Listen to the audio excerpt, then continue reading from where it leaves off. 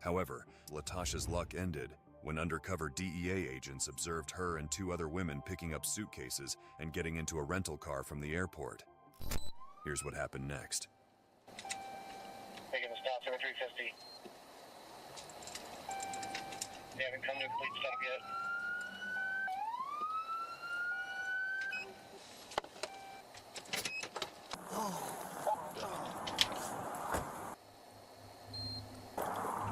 Morning, ma'am. Morning. How you doing? Hi, Carmen. Not too bad. You got your license and registration with you? Well, registration's a rental car. It's okay. Just anything with a van or whatever. I don't know. Are you in a hurry this morning? Are you heading somewhere? Yeah, we're going to a funeral. Oh, to a funeral. Yeah. Whose Y'all know funeral? where we're at. PTSD Springs. Okay. Hey, Charlie. Yeah, that's fine. It's all right. Back at, I believe it's Bridgeport. When you come on to Washington Street, you roll through the stop sign, then come. How are you? I'll try to get you. Please, I don't know. Wait, I don't have my chat up. You're good.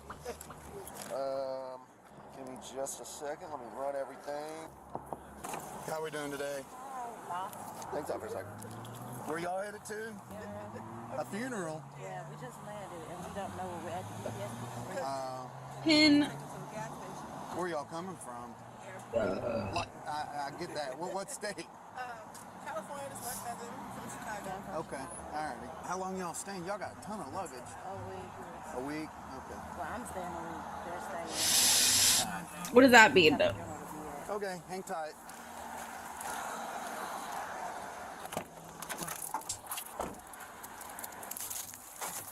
Sit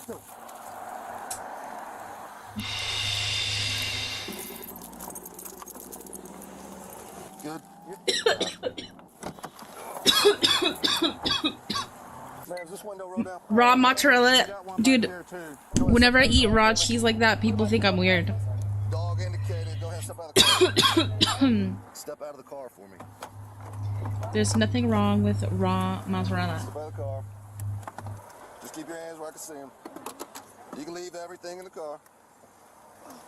Turn around, face that way. Put your hands on your back. I'll explain everything here in just a second. You're not under arrest at this time. Go ahead and step out of the vehicle for me. Please, go ahead and put your phones in there. No dinner. I don't know what's going on. So, all right, I got a narcotic dog, and he alerted that there's presence of odor. Just put your That phone sounds down. lovely. Can I record whatever Yeah, you can record whatever you want. You can put it on record, but I asked you to just leave it there. You ain't got no weapons on you, nothing like that? Okay. All right, just turn around for me real quick. You're not under arrest. You're not under arrest. You're just being detained, okay? Oh, why am I being detained? Because my dog alerted on the vehicle that there's a presence of narcotics. Yeah, you did. All right, step on back here for me. I'm gonna put you next to this car because it's warm, okay? You just put your hands on the hood, keep your hands warm. That's it. I'm going inside. Step back here. Yep. Just put it right there. Let a little bit of heat come out of there because it is cold out. I'm gonna have you step out, okay? You ain't got no guns, nothing like that? No, sir. Okay, go ahead and step out for me. Cuffs? Yeah, I use my second. You got your second? No, I don't. Why am I being handcuffed? You're just being detained. You're not under arrest, okay? Why am I being My dog alerted on the vehicle that there's a presence of narcotics. Oh, So fucking we're gonna search the vehicle. narcotics, There's nothing in there, then y'all are bitch. free to go. illegal search? It's a legal search. Yeah, in Indiana, if a police dog alerts on a Wait. vehicle, that's probable cause to search the vehicle. Is there anything in the vehicle that shouldn't be in there? Read them, Miranda, first. Are we going to find anything illegal in the bags? Not that you know of? No, I only have a camera. You only have a carry-on? Okay. So my dog, he is trained on 6 odors of narcotics: cocaine, crack, heroin, ecstasy, meth, This and looks so marijuana. fucking blurry. Being a rental car fairly new. I'm assuming there's no odor in the vehicle other than what you all brought into it. I don't know. You don't know? Can I talk to you real quick, ma'am? I'm sorry. Where you guys coming from? They're coming from LA. One is from LA. I think she's from Ohio. We're just going to Kentucky for a summer. How do you know them? That's my cousin, and that's the person that died. That's his girlfriend. That's what? Girlfriend, the person that died. Oh, okay. You in relation to the girl up there? That's the girlfriend. Oh, yeah. Are you We're going to a funeral for related to all that person up That's there? my cousin. No. Okay.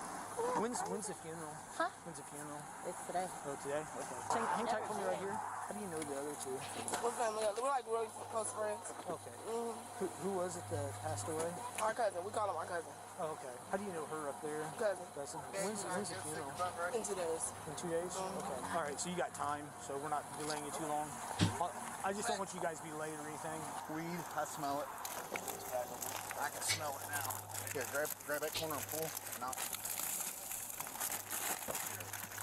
Oh, brother. That's heavy though. I don't know if that's weed or not. Can't all be weed.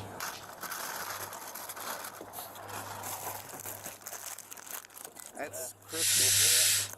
Oh boy. Crystal meth. So we're good on this bag. I got everything there.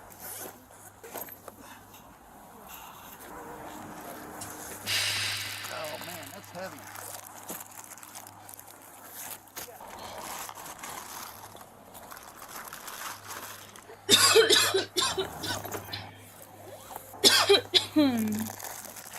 Cheers, bitch. Came out of that. I need to get a picture of that that came out of there.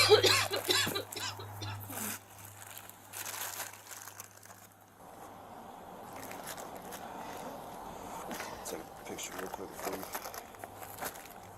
Alright. That, my dear, is crystal This is just a meth. sketch.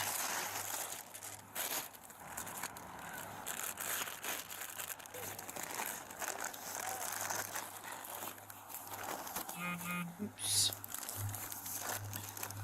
Alright. Jeez, I like it. Here's the deal, okay? How do I make I it don't so know it if you doesn't... see, but they're getting bundles of narcotics out of bags, okay? I talked to other people, and they claim the other bags aren't theirs, okay? Here's the thing, I understand sometimes people, they get into a money situation where, hey, they get down on luck or whatever, so they feel like they need to do something. That doesn't mean somebody's a bad person. I just want to know what your story is. My story is, my father is in law enforcement. I grew up buried in a sheltered community. So what happened today? Today, Like, why is it only in my left ear?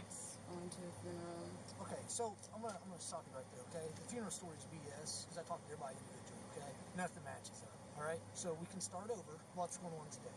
Because you know and I know that's not true, okay? So how'd you end up here with a bunch of narcotics? I just came with my cousins. You came with your cousins? So where's the narcotics going? Because that's what I'm concerned about now. I have no idea. Okay, so And that's- how'd you end up here? Are you getting paid to bring this? You're getting a little bit, I'm sure. I literally Little don't baby. know what else is going on. Paid anything, or No, because they're claiming all these bags are yours. Oh my god. All right. that's not Yikes. the I need to get a good picture. Yeah. It's a fucking yikes. Yes, ma'am. They said it's drugs in her luggage. Does that affect everybody? You said what now? The guy just told me that is crystal meth in her luggage, right? There was crystal meth in every one of the suitcases. Yeah, but the guy, none of that is mine. Like they told them I have all orange bags. Does that affect me? Be honest with you, I don't know. It's gonna be up to the I'm courts. a parent. Yeah, I don't do that. Wait, so I'm being arrested? I don't know if you're being arrested or Yeah, not. I'm like, I don't have it. They just went through all my stuff. I don't do drugs. I don't do anything. Drugs killed my brother. I don't do this. I'm a mother. Were any of the big bags, the girl that's up in the front? They're hers because she stayed for 2 weeks, but she wanted to check free. What's her name? Aunt Christine Enriquez. Yeah, like 2 or 3 of the big bags are hers. Christine Enriquez. Marlene Richardson.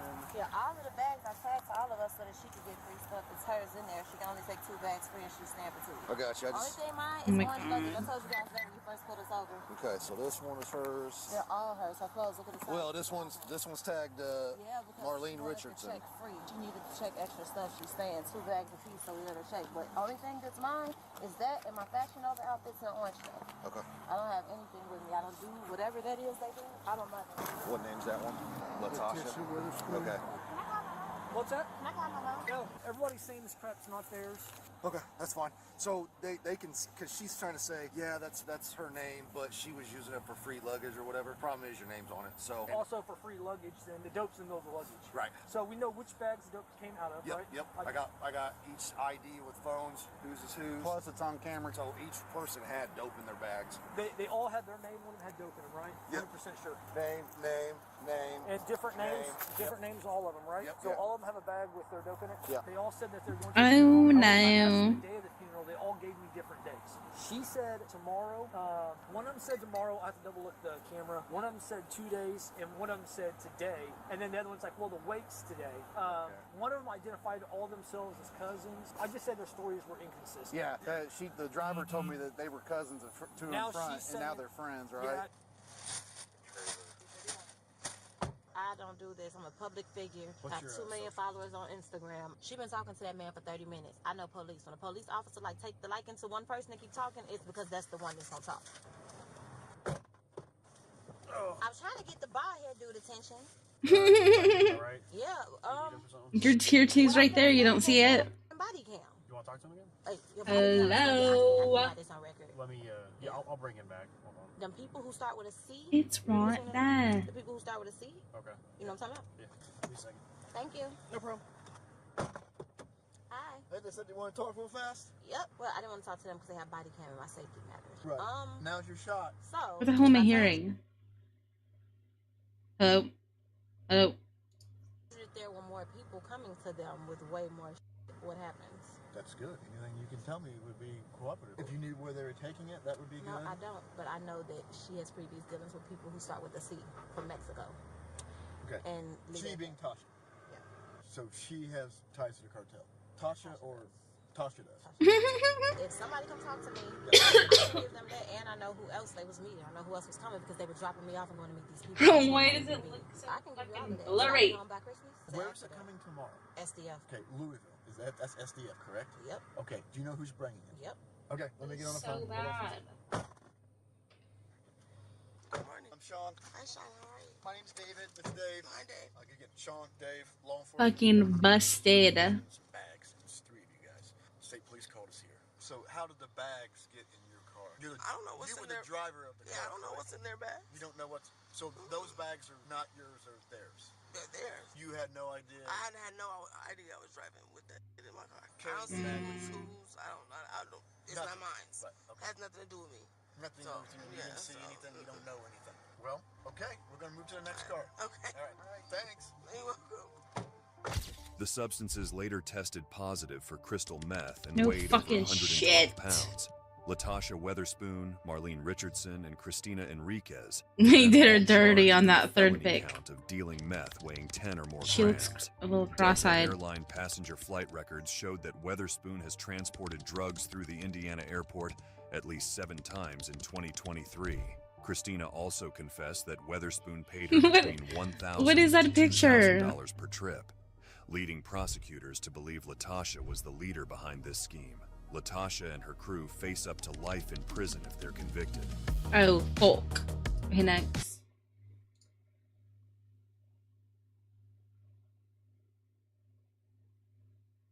Five minutes. Why running from the police is a horrible idea. It was only 12 minutes. Ex-church leader gets caught with a 16-year-old. Regular worst nightmare becomes a reality. There's 7 charges. Let's see this one. What is this going to be, Miss Money? That's not mine. What is that? Where did you get that? On July 26, I love the thief 2023, deputies responded to a theft report at a Walmart in Ocala, Florida. As officers arrived at the Walmart, I think an my employee headphones are quickly dying. informed them that the suspect, who was later identified as Molly Elizabeth Money, was concealing items in her purse. Here's what happened next. No, I ain't do nothing. No, let me take police brutality. I have not done anything. Come the on. If you don't get the off my wrist, dude. No, let's go straight inside. We will. Do it right now. No, we're gonna do it as soon as we're done. What is your problem?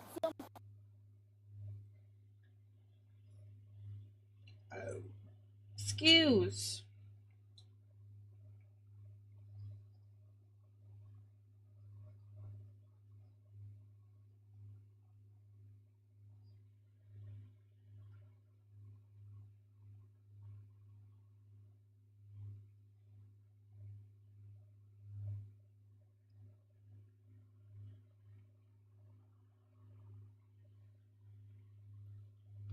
I need to put this here.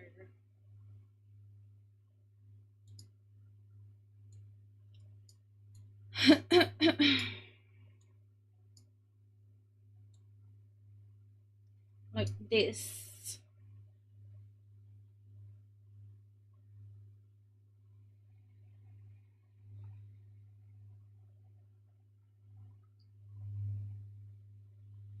Oh wait, you can't hear anything. I didn't do. You show me stealing anything out this mother right now. I kiss somebody. I kiss the fucking lost person ass. But you gotta let us do our investigation. The investigation? I ain't did nothing. Why don't you do your investigation first before you come and put me in cuffs? Well, because you took off running. I didn't take off running. I sat down. Okay. I sat down because you want to put me in cuffs. We're not gonna argue about it. I mean, yeah, because it doesn't matter. That's crazy. I ain't running. I sat down. I don't like being detained. I don't like cuffs being put on me. They don't come off. They come off if you ain't do nothing. They don't go on you if you ain't do nothing. And I ain't did. Crazy, man. Please take me inside and show me on camera. Like, please. I have a right to face my accuser. Let's go. Run that ass bitches. Fuck you. Fuck you. Fuck you. Fuck you. Fuck every last motherfucking puss ass Walmart employee. Fuck you. He was arrested here with her in 2021 for a theft. She's been in here since 8 o'clock this morning. So yesterday, what did she do? Stuff in the purse? Yep. So the brown bag that she's got on her shoulder already, she was stuffing stuff in there yesterday. She walked out, put the purse in the van, came back in, then paid. You came back without the purse? Yep. They only paid for like a quarter of all the stuff that they had up there. Yeah. They split everything into 2 buggies. They left about $400 off to the side. They only paid for $160-something. Let me go check on homeboy real quick. Wow. I'm gonna go run back there. Okay. All right, well, let me get him out, and then I'll work on her. Thank you. Everything I told you, it's in my messages. To my father's message, to everything. Okay. So listen, we got her in there that's stuffing stuff everywhere, right? And we have you on camera. You were in there with her at one point, right? So that's why you're detained, because we got to figure out what your involvement was. She's out. She's right there.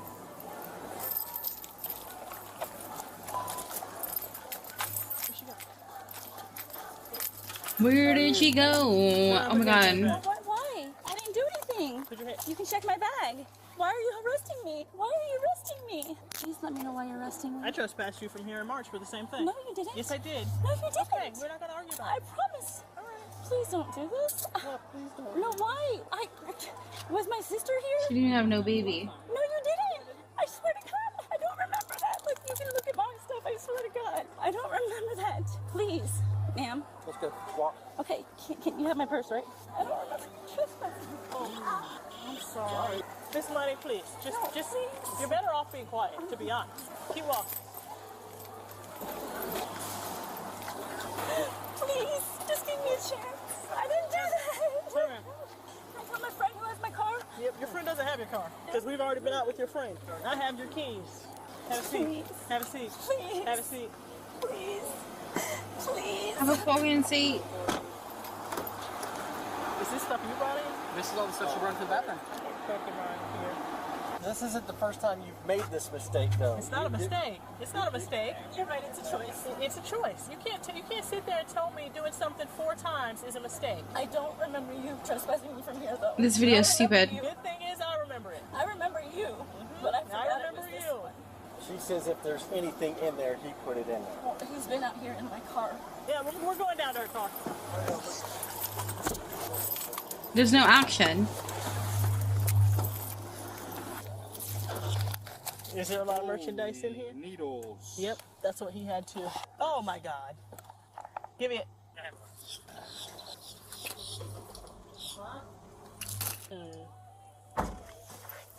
Wonder what was in there. What's in there? Wait, I need to make it bigger. Can I call my boyfriend? Who's your boyfriend? Brandon Nichols. So that guy that was with you wasn't your boyfriend? No, he's just a friend. Oh, he said he was trying to get with you. Oh? You can call Brandon from the jail. What is this going to be, Miss Money? What is? That's not mine. Okay. That's not mine. What is that?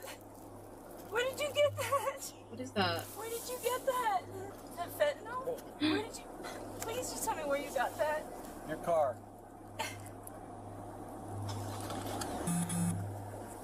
I didn't do that. Dude, I don't understand how people use Fent It's methamphetamine. and they're just addicts and like just crazy. How do they just not overdose? I'm sure. I mean they do. Funny how she said, "What is that fentanyl?" But like what? It's mine. I paid for that. They're gonna take stuff I paid for. Womp. I didn't do this. It was so stupid of you. Why would you do this? Why would you do this to your kid? Why? Why would you do this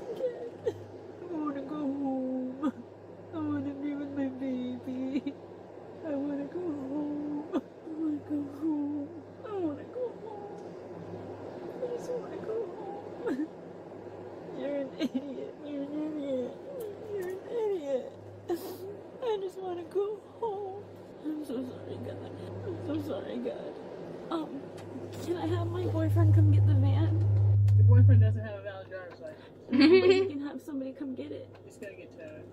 Oh, I can't afford to get it out. Can I please have somebody come pick it up? I have my mom. There was felony drugs inside that van. I didn't. Those weren't mine. They were that kid Alex's. Please, I'll do anything. Oh my god, this is sad.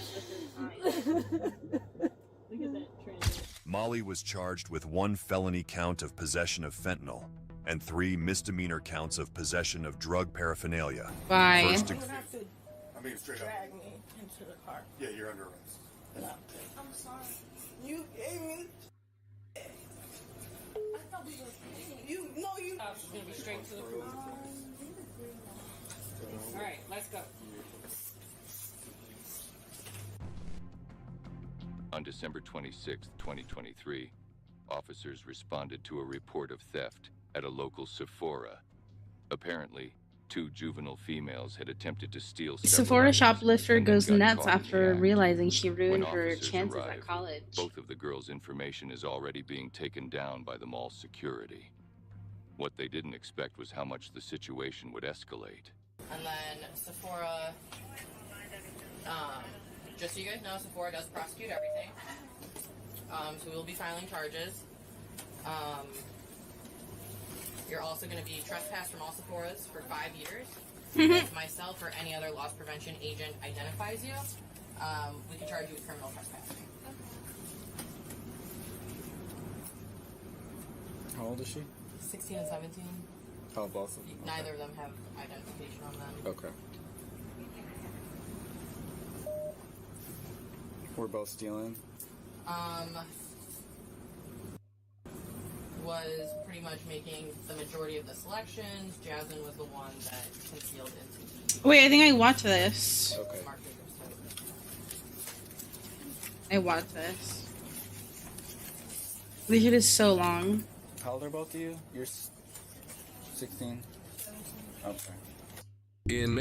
Listen to this bone-chilling voicemail of a woman who threatens to end her husband's life. You know what, Dave? You are gonna die a painful death. As the clock is ticking, several police officers rush to apprehend this woman No, please don't. and hear the unsettling backstory to this situation firsthand from the husband, including the entire voicemail, and see a second unseen case of a woman violating her restraining order as cops try to stop her before she gets inside of the house with her own plans. Hello. How are you doing? I'm fine. No. No. You're under arrest. No, please. You're under arrest. No, please don't. You're under arrest. No, Put your hands on no, your back. no, You're under arrest. no. Yep. No, please don't. Stand up. No. Stand up. You have 2 options. No, Either you go, no, you go please, nice, no, or please you- don't. No. You're under arrest. Okay? No. Stand up. My ex-husband called you guys. Please You have a don't. warrant. You have a warrant. Simple as that. Put your No, hands behind your back. please don't. Put your hands behind your back. No, please, Put no, your hands behind please, your back. I will, please, can we talk? Please, can we talk? No, wait, turn my stuff off. Take it. Oh Take a my deep breath. God, no, please don't. Stand up. Stand up. Stand up. Please, please don't. Stand up. Oh my God, please don't. You tried to shut the door in my face. Don't say you want to talk. No, please, you guys, please don't. Please don't, my daughter and my husband. Oh my God, please don't. Please don't. Please don't. Please don't. Oh my God, please don't. Please don't. Oh my God, I was so angry at him. Please don't. Oh, please don't. Oh my, can you hear my fan? Please don't. Stand up. Stand up. Do you have anything in your pockets? No. Okay. Let's get your glasses on. Boing. Can I put it back on for you? Please don't. What do you want shut off in here? I think she's just crazy. Where are your keys at? I'm sorry. Where are your keys at? Listen, Where are your keys at? It locks when we shut it. Do you not have keys to get back She in? just stopped crying. Nothing. Let's go. You gotta walk on your own, though. We know you can walk. Come on. Let's go. Tell Dave I'm sorry. Please tell Dave I'm sorry. Please tell him I'm sorry. I was just angry. Please tell him I'm sorry. Watch your foot. Watch your foot in. Thanks, guys. Please help me. Please help me. Please help me. A few hours before this, body cam footage shows how this all started. The suspect's ex-husband, Dave, comes to the police station with some shocking news. Just coming in to tell you about a threat that came today on my phone. Okay. From my ex-wife. She's going to kill me. Okay. Was that over text? Went to voicemail. Voicemail, okay. From her phone number? Okay. I have a block. Okay. She has a court date coming up February 10th for all kinds of different. Criminal? It's mostly, I believe, vehicle DUIs, but it's bail jumping. And Is she, like, is it more ambiguous, or is it direct, I'm going to take a gun and shoot you and kill you? Well, you can listen to it. She says, you'll be dead before I go to my trial. You can come to my trial and tell them. In Wisconsin, there's a statute for unlawful use of a telephone. So anyone who uses a telephone to threaten, harass, and make someone reason to believe that they're going to cause them harm or death, that's a misdemeanor. So we can charge that. If she has open cases, those open cases that she has bond on would be another bail jumping charge, because she's not to commit more crimes while she's out on bond for another crime. But there's also tickets we can issue. If you just want her cited, I can mail her a ticket for unlawful use of I want to take care of it. I don't want to be rashing over her 2 kids. And they're adults. Oh, hey, Trixie. Doesn't necessarily end the problem. If we were to try and How are you? If we were going to go forward with charges, we would take her to jail. Do you want to hear it? I will, yeah, I'll listen to it. I just want to see what route you want to go. If you want me to listen to it first, then we can decide. That's fine, too. You've probably heard a lot of Because that's how big my fucking tablet is. This is the first time I've ever Does she have access to it? taken action. So. Okay. Does she have What, you want to look at my fucking I've pixel never breasts? seen it. She's told me she has concealed carry. iPad in the way? Yeah, we can listen to it. No one would. You might have to sit next to you. Before I go to jail. And then I'll go to prison. Well, that is the most direct one I've ever had. She's pretty clear as day saying you're going to die. Usually it's alluding to, So what would you do? There. You definitely have. I have enough to arrest her, just based off of that. If I go knock on her door, I don't know if she'll answer. I'm literally drawing. One more time. I'm going to hold it in front of my body cam just so I can get all the audio. Mind if I hold it? Yes. Nothing to see here. You know what, Dave? Don't with me anymore. Oh my god. Are gonna die a painful death. What a freak. Yeah, this witch is gonna kill you when you least expect it. And it's gonna be before I go to jail. And then I'll go to prison. Yeah. All the lies you tell about me, you'll be dead. Yeah, I just threatened your life. Come to my trial, and you can tell them everything. I'll head over there after this. I'm going to see what she has as far as open cases. Yeah, absolutely. I will give you a call, let you know the outcome of what happened. For the time being... She's just a scrawny thing, though. Okay. For the time being, this is a case card that has my name and the case number on there. If you don't hear back from me, just reach out to me, but I'll do my best to give you a call back today. You have any more questions for me right now? Dave, my ex-husband called. So you're being arrested for a couple things. Please help me. You have a warrant out of Georgia, and then you have 2 open cases. So oh my gosh, you know what I learned the other day? You're gonna get resisting, and you're gonna get... If you have a warrant in another state... and you do a crime in a different state, you have to serve the time in that state. Yes. That sentence, and then you get transported to the other place that you're wanted, and then you do your time there too. What the fuck? That shit is wild. Yeah.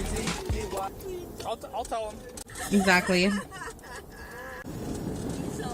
What do you need help with? This whole thing. Did you guys grab my phone? Yes, I did. You gotta tell Dave I'm sorry. I will. I will. I'm gonna call him later. I'll let him know. Please tell him I'm sorry. I will. I just wanted to see. Wow. Wow. This suspect, Kimberly, was arrested for her warrant and in addition was charged with unlawful use of a phone, bail jumping, and resisting obstructing an officer. The charges of one of the counts of bail jumping and obstructing were dismissed, but she was pronounced guilty on the other count of bail jumping and unlawful use of a phone, to which she was set a cash bond of $2,000. I have Take your hand in your pocket. Take your hand in your pocket. Why? All right. I'm farther than 500 foot. Okay? Okay, I'm across the 500 feet. street. This is the I've trailer not been right here? anywhere. I've not been anywhere over there. I'm right here. What am I doing? What is wrong? Put your hand behind your back. What That's all. is wrong? What is wrong? I didn't go up to the house. You're detained right now. Why? Because you can't be this close to the house. I will leave. Stop. I've been waiting for an officer. No. I didn't go. Keep your I hand didn't behind go your back. up there. Please don't do this. I didn't go up there. Are you serious? I didn't go anywhere near there. I haven't contacted him or anything. Oh, wait. You're like 10 feet from the property line. I just walked down here. Did you not understand the order of protection?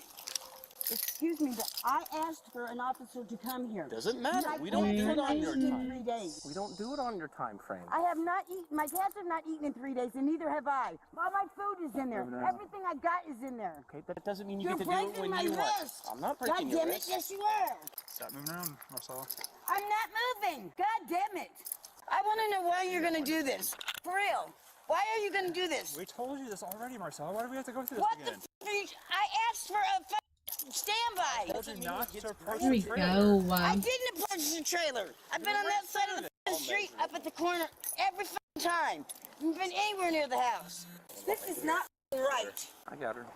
I'm not going anywhere. Stop pulling on my f***ing arm. No. No. You don't ain't talk to me nobody that way. You don't talk to me that way. You do what we tell you to do because you're under arrest. I've been doing it. Let go of my arm. No. Stop pulling my arm up. I'm not pulling. I'm You pulling your are. arm. It's all on body camera. You are You're pulling in my no arm up. position to demand anything from us. You know what? Let go of my arm. No, I'm yes, not. I'm not going anywhere. I'm in cuffs. Spread your feet apart, please. Man, whatever, dude. Fuck up me. Who do you think you are? You Who don't do you demand think you anything are? out of us. Stop. You don't demand anything out of us. Please let go of my arm. No, I'm My not going to shoulder let is go. fucked up. I'm not letting go of your arm. What You are haven't you listened doing? to anything yet. What? I'm searching you No, you're not. You're a man. I You're could not be a searching, cop. you dumb f***. Stop moving. Stop moving. What the f*** do you think you're doing? He's allowed to search you. We don't have He a is female. not. Yes, he is. A woman is to search me. We I don't am have a woman. female officer on. Get off me then, bitch. No. Pat her down for weapons and then... You put my knee. Go ahead. Pick up my knee. That's what the f*** you do. And pick up my wrist. I f***ing There's dare you. nobody doing Bitch, I am anything going to to you. consume you, my f***ing ass, for this bullshit. That's fine. Why? Get my f***ing money back in my pocket. Sit in the car. Let f***ing go of me. Sit in the car. I am. I am getting in the car. Sit in the Stop car. pulling my motherfucking arm. Sit in the car. Stop pulling my motherfucking arm. Sit. Get You your are- feet I in the am. car. Get your feet in the trying. car. I'm. Now I'll get the seatbelt around to the other side. Hell no. Let go of me. Let f***ing go of me. You ignorant bastard. You are such a f***ing ignorant.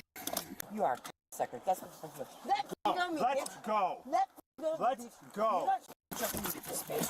No, I'm not. Keep it up. Keep it up, you f***ing. All right. Keep it up, bitch. Keep it up. Who's the ass motherfucking bastard? Double check the order of protection. Yeah. You're right. Measure it, man. Measure it. Do that. Measure it. Get the motherfucking measuring tape now. Just try to be a little bully badass. Measuring People beat tape. up all the time through school. These are little punks. Especially that fat out there. Yeah, you heard what I said, bitch. Go measure it. Go measure it. Come on, I want to see you. If you don't, I'm fucking reporting that. Watch me. Yeah, right. Go do it like you said you were. You pussy-ass motherfucking bastard. Jesus. She's staying right at the corner of that driveway.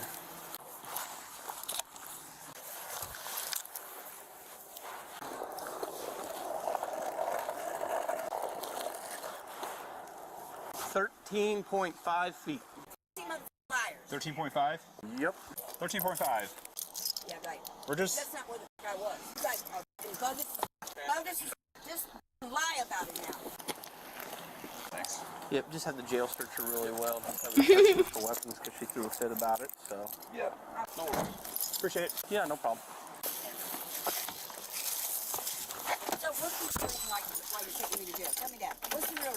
You violate the order of I protection. did not violate the order of protection. I have not done anything wrong. I have not done anything wrong. That's not where I was. I know where the 500-foot feet is. I'm not stupid. Because he's coming back out here, and he's taking me with him, and he's measuring this again. I don't believe you. That was the sergeant. Yeah, right, whatever. Lying motherfuckers. Because that's not where the fuck I was. That is not where the fuck I was standing. And you guys know that. Excuse you? So it's all on body cam. Yeah, right. You're right. Except for you Oh didn't. my God, my iPad is so measure hot. Where the fuck we were. They're lying motherfuckers. And I'm making goddamn sure I'm going over his motherfucking head when we get there. Watch me. Watch me. And we're coming back out here and he's measuring it again. Watch what I tell you. All because I wanted to do this at 11 o'clock at night. Because that's when Oh, hey, what's my up? life has to still run too, you know. I got a f***ing job too. Do I get to go see the judge in the morning? You will see a judge. Excuse me? You will I can't hear you. You will see a judge tomorrow. What's my bond? No bond. The judge will probably set that tomorrow. Because I can get out tonight if I can get my bond. No fucking No, you had to bond. see a judge tomorrow. Pardon me? You had to see a judge. Really? Yeah, I think for violation of orders of protection, you had to see a judge before they do I anything didn't further. violate the order of protection. Excuse me. Yeah. I want a white shirt as soon as we get here. I can let the jail. Pardon me? So I'll let the jail know. I can't hear you. I'll let the jail know. I will too. Because you ain't fingerprinting me or That nothing. video's So I see fake. a You're white shirt. fucking fake. Period. Okay. Does it say armed and dangerous? That's why you both ganged up on me? Is that what it says on my thing? On my profile? Huh? Is that what it says? No. Yeah. So why did both of you gang up on me like that? We always send two officers out like that. Excuse me? We always send two officers out like that. Okay, but he was pulling on my fucking arms. My wrist got fucking red marks on them. I already know they do, and I'm not sitting back here doing it. I'm holding my hands together. I'm not fucking stupid. I know where the 500 foot was, because I asked the fucking officer that gave me the order of protection to show me. When her voice is so irritating. She doesn't like me, so. Okay, what you coming on? Ah, violation of order protection. Okay, who is it? So now what? Still waiting for them to clear out of there. You need to do something, because my shoulder is fucked up, and this is fucking hurting it twice as bad. Well, as soon as they get out of there, we can get you out of those cuffs. The matter is, I need to move to sit a different way. My leg is fucked up, and my shoulder is Okay. How do you want to sit? I just want you to put the cuffs, my hands in front of me, so my shoulder isn't jacked up like it is. Okay, well, I gotta wait till we get you out of here to do that. Why, and why is that? Teeth I or hit you, I couldn't do no anything teeth? to you, and I wouldn't. Not that f***ing stupid. Vicky! My motherfucking attorney, too. You get to do that. Hello, my friend. You get 3 phone calls. I know I will. Get this motherfucker. How are you? Now! You ignorant motherfucking bastard. You better come and do it. Now! Both of you lied on me. Both of you. Because you both must need some brownie points with these motherfuckers. Is that what you need, bitch? You motherfucking brownie points? Is that what the fuck you need, bitch? Ain't got nothing better to do? Why'd you have to lie where it was? That's all I want to know. And then I want you to apologize to me for it. Because if you don't, there will be more hell to pay. Okay. Excuse me? So, okay. Okay, what? I'm just acknowledging what you said. Acknowledging what I said. We're also Really? getting... Why? Why what? Why did you lie about where I was? I didn't lie. You did too. I did not. Yes, you did. Okay. Sorry you feel that way. I wasn't even to that red f***ing trip yet. So why did you lie? I did not. You did. Sorry you feel that way. You really are a sucker, ain't you? You f***ing pussy bastard. Those are very creative terms. I do appreciate that. Excuse me? So you do have some very creative terms for me. Yeah, you are a f***ing sucker. That's what you're f***ing up. In fact, I want to go to the hospital. You want to go to the hospital? Yeah, I do. Yes, I do. Right now. I want to go to the hospital because my arm and shoulder is killing me. All right, just one Not second. because- Hey, Sarge. She's requesting to go to the hospital now. Should I just take her there? My arm. Her arm, she says, hurts. My shoulder, where you get pulling my motherfucking arm up. All right, I'll let her know. Thanks. Bye. We're gonna get the nurse here to look at you. What the f*** can the nurse look at? Nothing. She doesn't have x-rays. Please get this motherfucker off my shoulder.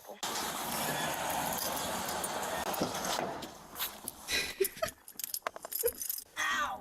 I'm trying to get him over. It looks like a booger. Ow! Please just do it like this, please. I'm not going anywhere. Draw Please. you? My shoulder is killing me.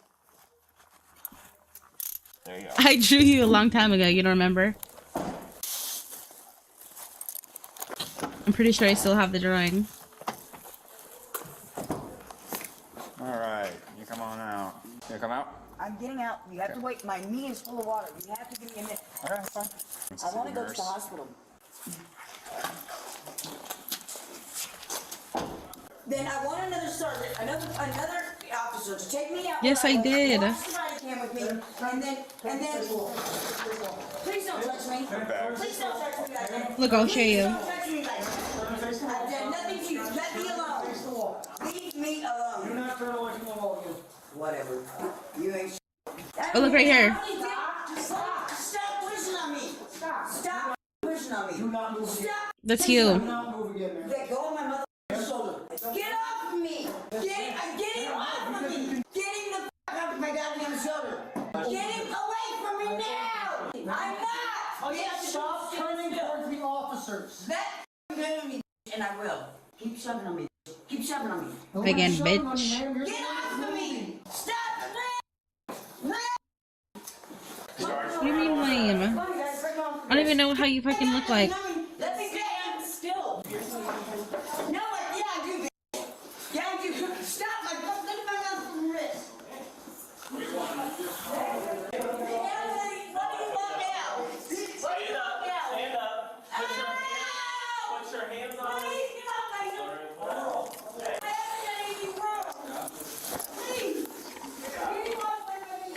Marcella was charged with violation of an order of protection and resisting, obstructing. She is innocent until proven guilty in a court of law. Ow! Dude, these are not like...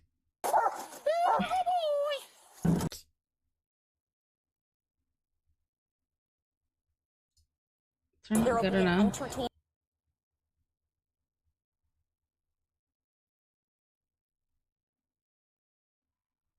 Part 6? What the fuck are these parts?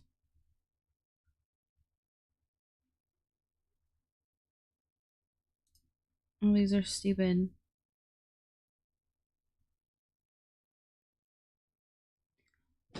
What's that one cop?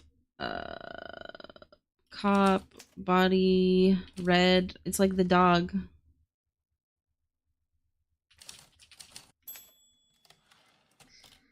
Oh my god. Because I watch all of my like the videos I actually watch on my TV. And it's on a different account and I don't know the password. Oh, there's a fucking spider. Wait, I think I watched that one.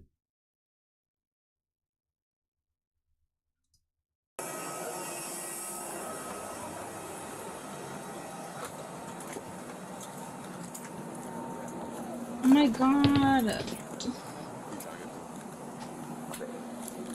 Well, I need to get the spider.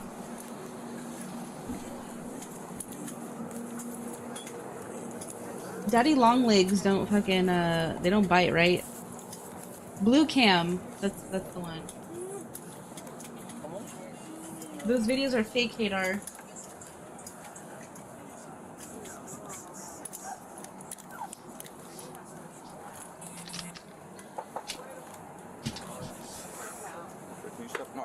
Oh, I just killed it. I feel bad. I was gonna try to save it. Hold on. Mr. Girl, alright. Alright, do me a favor, alright? Lean forward a little bit. You got a warrant out for your arrest, alright? Just lean forward, don't worry, we'll get you back. Lean forward a little bit. Alright, put your hands behind your back. Let me get this other hand. Let me get the hand. Alright.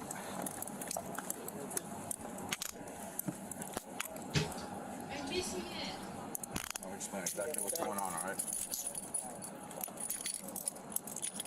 You have any bags? Yeah. Where's your bag? Okay, we'll get it for you.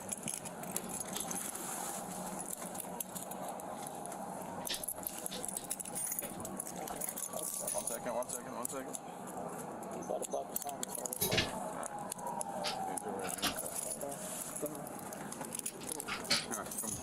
Good. We should get you back.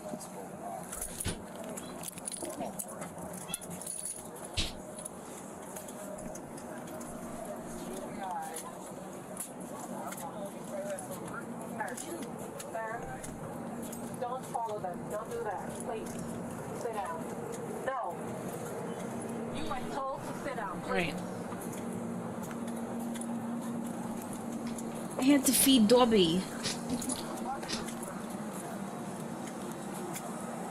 Fuck that eight-legged. No, I felt bad. I always try to save it, but if they give me a hard time, I'm so sorry, but you're dead. Okay. I missed it. What happened?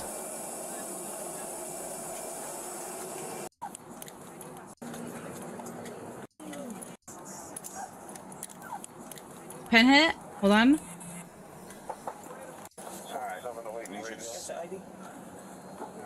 Alright, do me a favor, alright? Well, he just went out so calmly. Oh, look, this one's new 5 days ago. 6.6 million. Babe, what did they tell you? Nothing.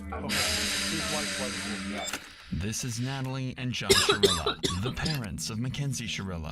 Just hours earlier, they were informed their daughter was involved in a devastating car accident and that she was transported by helicopter to the nearest hospital. Mass fucking However, killer. what they're about to hear from this officer would change the course of their and Mackenzie's life forever. Okay. No. You want to sit down? You want to sit fucking down? They say this. Progress in Alameda, car into a building. 2 are deceased in the vehicle. Daughter's driving. Who died? Mackenzie's boyfriend, Dom Russo, as well as their friend Davion, were pronounced dead after the crash, making Mackenzie the suspect of a potential double murder. However, police had their doubts. Most assumed that this was simply the result of a tragic accident on Mackenzie's behalf. But as the investigation would progress, dark and disturbing secrets would reveal this was clearly much more than just an accident. Dom, if you do not open, like Can you hear it? I put it all the way up. You know exactly You didn't even have what to I tell mean. me. You're gonna I come fucking open this knew. door right now, or there's gonna be a serious problem.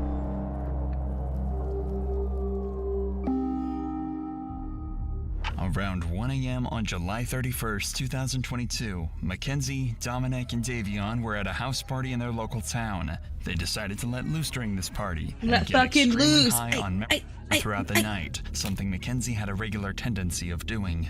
At roughly 2 a.m., Wait, what did that say? Mackenzie approached at regular tendency I'm just one of those girls that can do a lot of drugs and not die. What of the doing. fuck? At roughly 2 a.m., Mackenzie approached the host of the party, Kelly, and asked if she wanted to take acid with her and Davion. This was a strange confrontation for bad. Mackenzie since Kelly had never even heard her talk about acid, let alone use it. Kelly denied the mean it offer, like that, and okay? Mackenzie, Dominic, and Davion left the party shortly after. Dominic then drove them to another friend's house where they just relaxed and watched South Park for the rest of the night. Everything was Park. normal. It seemed like a regular night out for some college kids. And at precisely 5 a.m., the group left and went to drive back home. Here, Dominic's friend Davion asked if he could get a ride home, but Mackenzie insisted they were in a rush and couldn't. However, Dominic told Mackenzie to relax and let Davion hop in the back of the car, a decision that would forever seal their fate. The drive started out as normal, and both Dominic and Davion dozed in and out during the ride. However, suddenly, Mackenzie takes a different route, one that leads completely opposite of Davion's house, one that, just a few days earlier, she spent hours circling around, and without any hesitation, she stepped on the gas. Going over 90 miles per hour, I think I heard Mackenzie about this. flew past street cameras, and just out of the camera's view was a large brick building, and Mackenzie was heading straight towards it. Oh my god. Mackenzie miraculously survives the crash, barely, but still breathing. The others were killed instantly. The crash Oh my would remain God, dude. unknown for 45 minutes until a local Samaritan spotted the wreckage and called Strongsville police, who quickly reported to the scene. This footage has been given exclusively to Dr. Insanity by Strongsville police. Viewer discretion is advised. Guys, you heard what he said.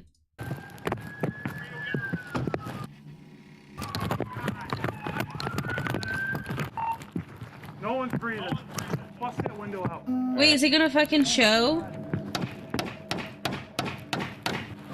can hear my voice. Who's in here? Drivers.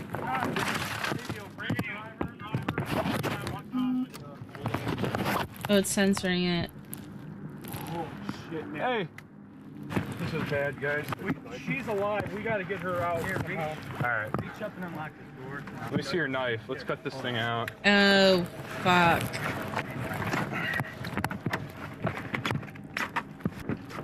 There you go.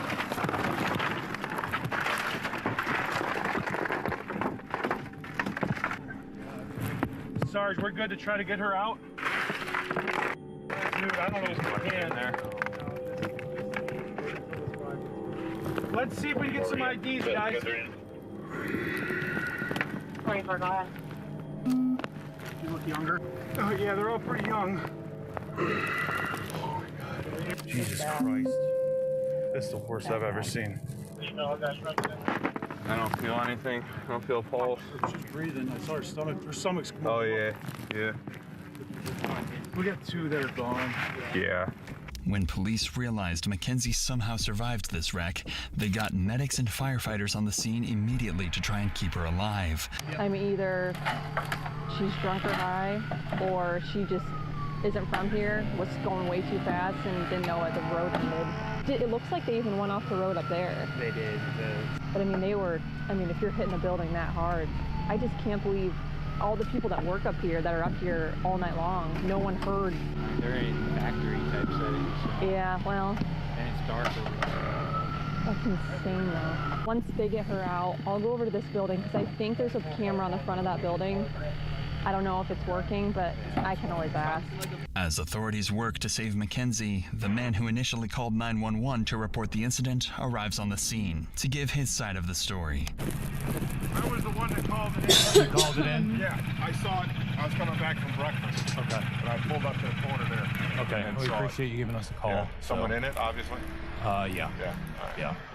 So. That's a bummer. I didn't want to get stuck, and I'm like, I don't know what's going on. Right. No, I appreciate you giving us a call. Absolutely appreciate it. They fucking were hitting it, man. Yeah. I mean, obviously. Because I saw that front end. They definitely hit it hard. Destroyed. Right. All right. Well, what a way to start your Sunday. I don't know what the fuck I'm doing here. Right. I appreciate the call, sir. Thank you. It's clear the driver was recklessly speeding before hitting the building, so police are quick to collect evidence and figure out the names of everyone in the car and what truly happened leading up to the crash. Grab everything over here. We'll just take it back to the property room. You want me to just take the whole bag? Yeah, throw it all in there. Anything relevant? All real quick. 2 phones. One's dead. Is there anything else over here? Rest in peace, buddy. He's gonna go verify with the BMB image. But Holy smokes. Dominic, her boyfriend. Okay. How old is Dominic Russo? 17? 19? All right, guys, I'm turning off. I think that's it. I don't see anything else. You? All right. Inside the car, police identified all the suspects and found multiple bags of weed and other marijuana devices in Mackenzie's bag, as well as psilocybin mushrooms. Thankfully, Mackenzie survived after being transported by helicopter to the nearest hospital. Her parents were called to inform them of the incident, and they rushed to the hospital. Unfortunately for them, all they knew was that Mackenzie was in an accident, and this officer is going to have to break everything to them. Babe, what did they tell you?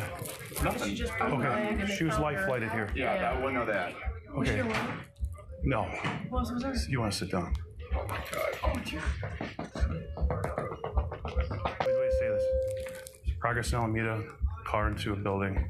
2 are deceased in the vehicle. Daughter's driving. Who died? I don't know whether, but there's one that we don't know. His name's Jacob. Does anyone know Jacob? Dom? No, stop. Let him talk. Guys, I know, we can deal with this. Your daughter's okay. She's talking to us. I talked to her, okay? Your daughter's alive, okay? Your daughter's alive. She was driving the vehicle, okay? Who was that? Jacob and who? I think, what's the name you said? Dom? Might be.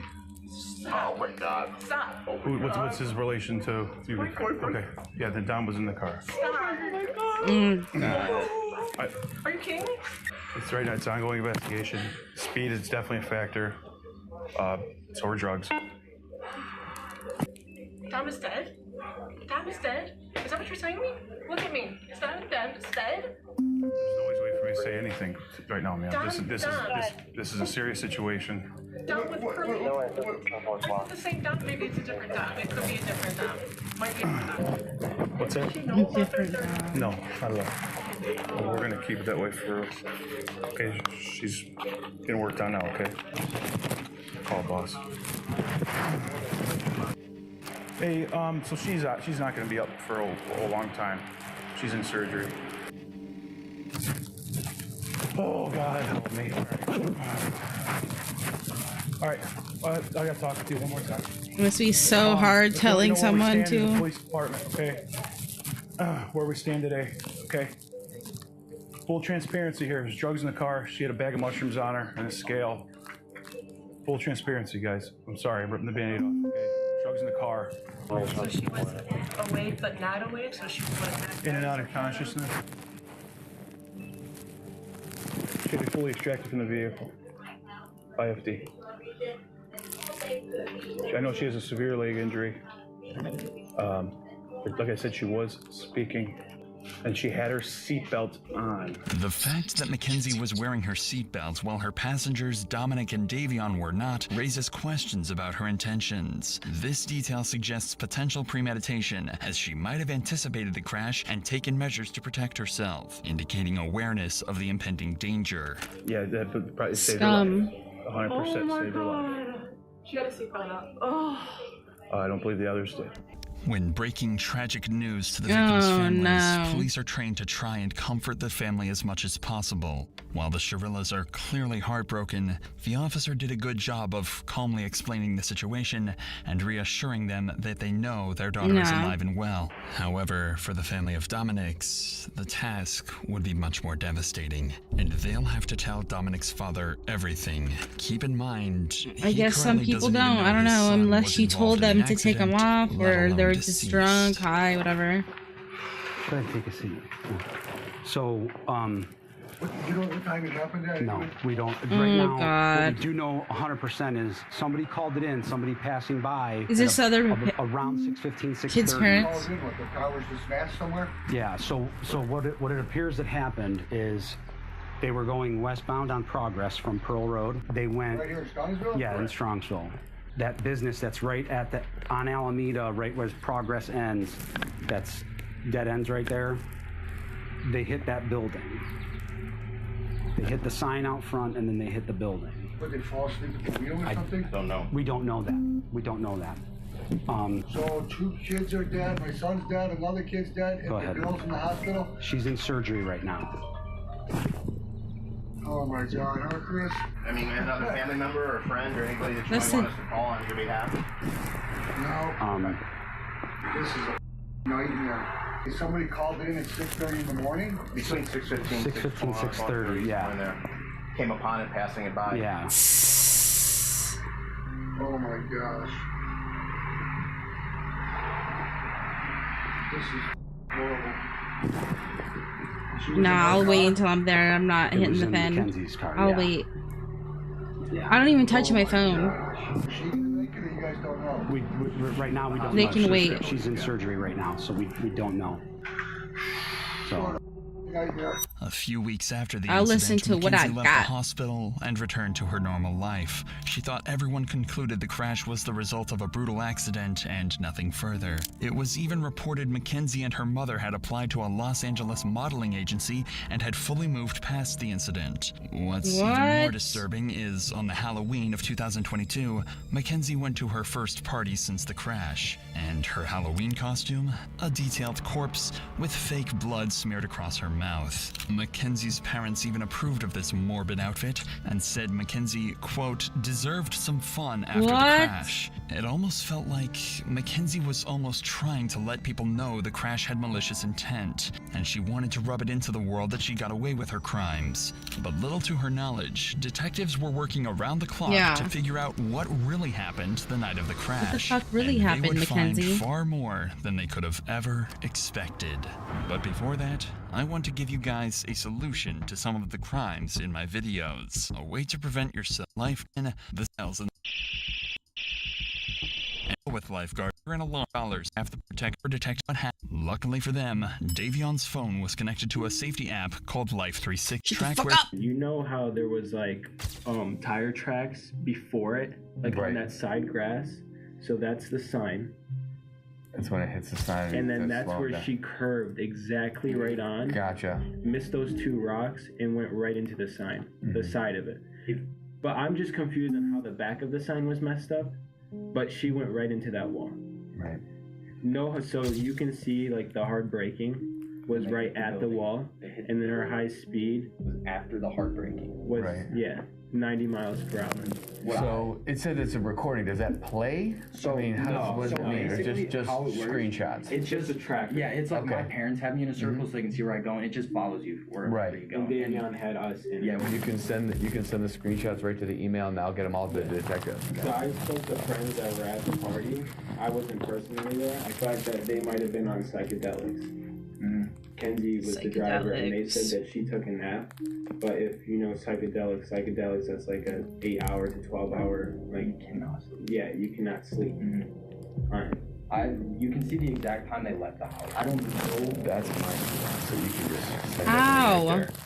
In addition to this information, This cop got like a bag of chips in his fucking pocket. The gas pedal was pressed down to its fullest extent while driving towards the building. Another one of Dominic's friends was connected to Life 360. And Yeah, had dude, a very clear I had a opinion really of what fucking he long thought day this from evidence work, could and be I interpreted took some, as. To me, and I right knocked here, the fuck if you out. looked at the tracks, and you guys probably have pictures of them, it looks Kind like of the a person in the waste or front whatever. seat tried to turn the wheel because of the fact they were going to go straight into a wall. And it doesn't say she hard broke once. It was 90 miles per hour down that whole road. And I also think because of Kenzie's and Dominic's history that they were fighting, I think Davion went on his phone to distract himself from the fighting. Although they were on drugs, they can also still be fighting with being on drugs. It could have just been like a careless mistake. Like I don't think Kenzie, even if she was like had road rage or she was arguing, I don't think her intention was to kill two people no matter what. However, while this evidence is useful and certainly adds suspicion, it doesn't fully reveal Mackenzie's intentions leading up to the crash. Detectives are still uncertain whether or not this was truly an accident or if something much worse was in play. This is when police conduct a series of interviews with Dominic and Mackenzie's closest friends and family to see what their opinions are and if they have any additional evidence to help the case. And they would find much more than they had anticipated. Understand you're not under arrest. Yeah. You walk out anytime you want. We have approximately 10 questions that we wanted to ask you. And so, how long were you guys in a relationship, you and her? Well, we were all friends in a friend group at first. I ended up dating her for a little bit, like probably. Nice fucking I was jacket. only dating her for probably like a month and a half or like 2 months. Oh wait, hi And Pixie. then, Hi. That she was cheating on us basically. How but are you? It wasn't like anything official, so it wasn't no hard feelings like with whatever happened. I just kind of was like, after me and Dom found out about that, we didn't have no problems with each other or nothing, but like they were on and off, and I kept on talking to her still while they were on and off because we were all still in the friend group and stuff. So, and then we kind of just like stopped being intimate, you know what I'm saying? We were just friends. So, describe the relationship. What was she like as your girlfriend? Like, I didn't really have much with her relationship-wise because we didn't date that long, but like friend-wise, like she was crazy. Like She like mentally just not all there? I mean, yeah, I don't think she's just mentally all there. Like I personally feel like she was trying to kill herself in that crash, and she failed on doing so. Why did Dom put up with this? Do you know? I've personally been told that she did voodoo on him. She has told people that she's put a spell on him so that he couldn't break up with her. That she had like grabbed a piece of his hair, and that she had a doll in her room for Dom. Oh fuck no. And that she had literally put a spell on him. But she would tell everyone. And, like she truly believed in that kind of stuff, and she also uses the pendulum. She's a witch. I know too. To try to get answers, she tries to use it now to talk to Dom. Dark picture Do you is think Mackenzie had it in her to drive a car into a wall?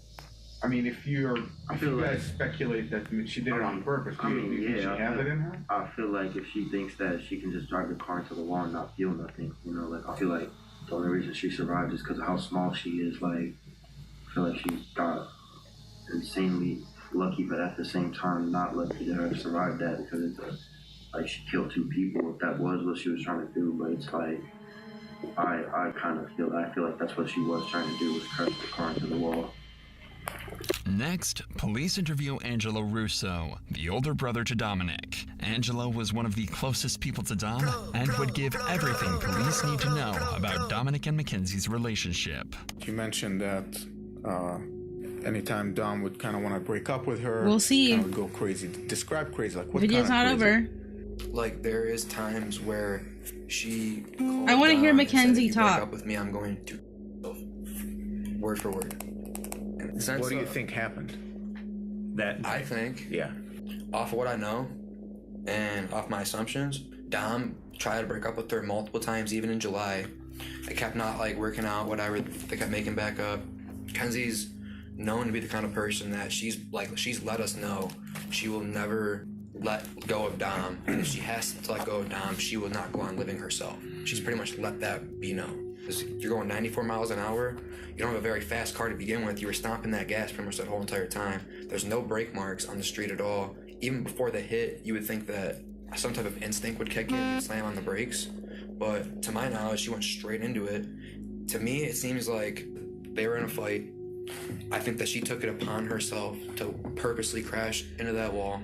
I think that he must have been trying to talk her down the whole time. They swerved off to the right at the end. I think he might have grabbed the wheel towards the end of it, maybe trying to spin him or something. Who knows? She could have been bear hugging it. I don't know. They're hitting bumps too. They're going 90. Dude, what is this guy saying? You know?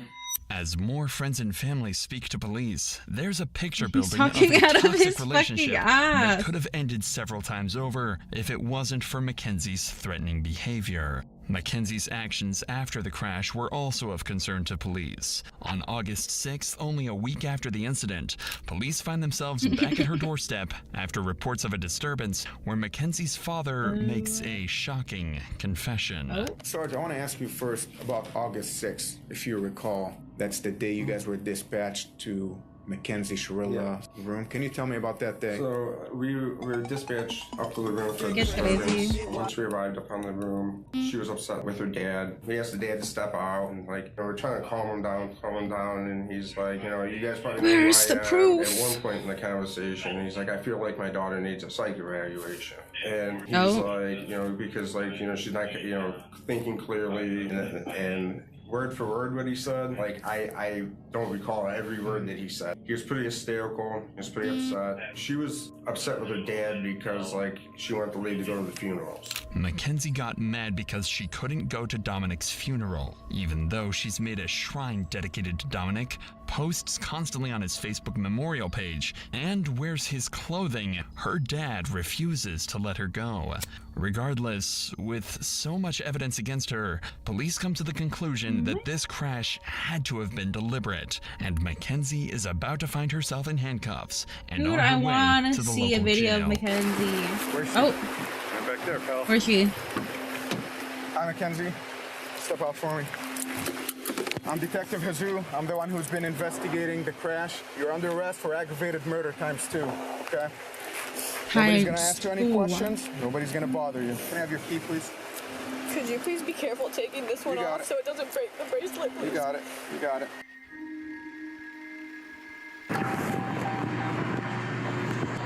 Recording. Mounted. Wi-Fi connected.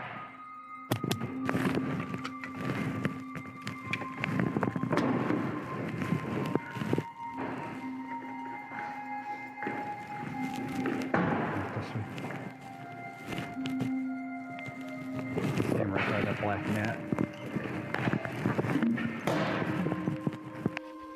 Fucking slam. What's your first name? Mackenzie? Okay, Mackenzie, I'm gonna take your handcuffs off. I need all the jewelry and everything to come off, okay? I can't wear any of it. No, I need you to take it off while you're in the jail right now. When When her parents find out she's been arrested, they head straight for the station and immediately confront and fight with the officers. I need to speak to my daughter because you guys aren't allowed to speak to her at all. That's from the lawyer. How you guys did this on the weekend is just, look, all you do is go, hey, there's a warrant for her. We would have brought her right down here with no problem. She hit it. Unbelievable. I mean, 18. So the warrant was issued today, so we had Well, you could have made a phone call, couldn't you? You had your creeper out in front of my yard watching. she can't take any, she's an adult, she can't take any phone calls right now. Okay, well, I still need to speak to my daughter so she understands whatever, not to say anything to you guys. If you had to roll out the whole mask to pick up an 18-year-old girl who could hardly walk out of a hospital visit, it's just beyond me. So we follow the law, that's what we're doing today. Then am I going to be allowed to have a 2-minute conversation with her? You cannot talk to her while she's here. Why doesn't she get a phone call? If you arrested her, why don't she get a phone call? She was just brought in. They're going to process her as soon as they get the time for her to make a phone call. She will be able to make a phone call. She's a lawyer. She does have a lawyer. She is 18 years old and she could speak that. Yeah, but she's a dumb 18-year-old that just turned 18. Well, and these guys are going to take advantage of her. She's not allowed to speak to you guys. I'm telling you that. her from attorney lawyer. can call us. Don't ask her any questions. She's not allowed to speak. Her parents don't want Mackenzie to talk and demand a lawyer is present. Mackenzie is going to need that lawyer, as she's going to have to face the consequences of her actions in a court of law. She's tried as an adult and decides not to be tried by jury, leaving her fate to a judge. Despite the defense's claims that she lost consciousness, the evidence against her proves this claim was a lie, and the prosecution believes she crashed the car as an easy way out of the relationship. The judge agreed, and on August 14th, 2023, Mackenzie's fate was finally sealed. This is the type of evidence you can never unsee. You can never forget the visual or audio of this exhibit. It's chilling and tragic. As you review that exhibit, you know that you are watching the oncoming deaths of 2 people, and there is nothing that will stop it. Exhibit 802 crystallizes the deadly decision-making of the defendant. She morphs from a responsible driver to literal hell on wheels as she makes her way down the street. The mission was death. Mackenzie alone decided to push the pedal to the floor and demand the ultimate speed of that vehicle to 90 to 100 miles per hour. Mackenzie decided death was the ultimate goal that day, and she alone made that decision for Dominic and Davion, and she continuously acted in a manner to achieve her purpose. In the early morning hours of July 31st, 2022, her purpose was to kill Dominic Russo and Davion Flanagan.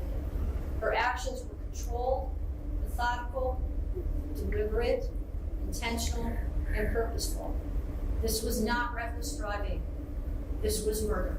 On August 14th, Mackenzie was found guilty on 4 counts of murder, 4 counts of felonious assault, 2 counts of aggravated vehicular homicide, 1 count of drug possession, and 1 count of possessing criminal tools. She's facing 15 years to life and is currently being held in the Ohio Reformatory for Women.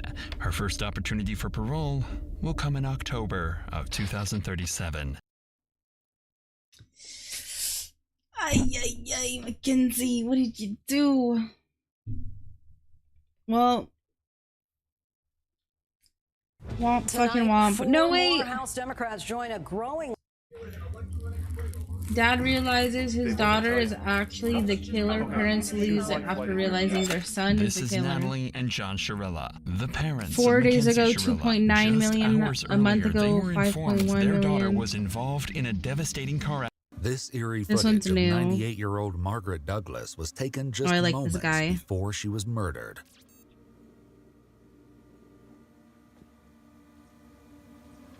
An older lady? I touched it, it was cold, felt clammy, but felt like styrofoam to me. Then it hit me.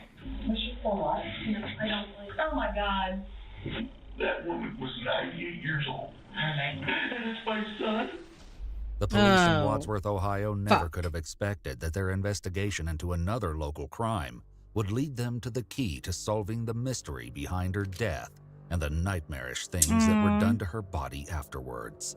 Done to The her deranged motive body behind the unthinkable after? crime would leave the offender's family, as well as the police, in shock.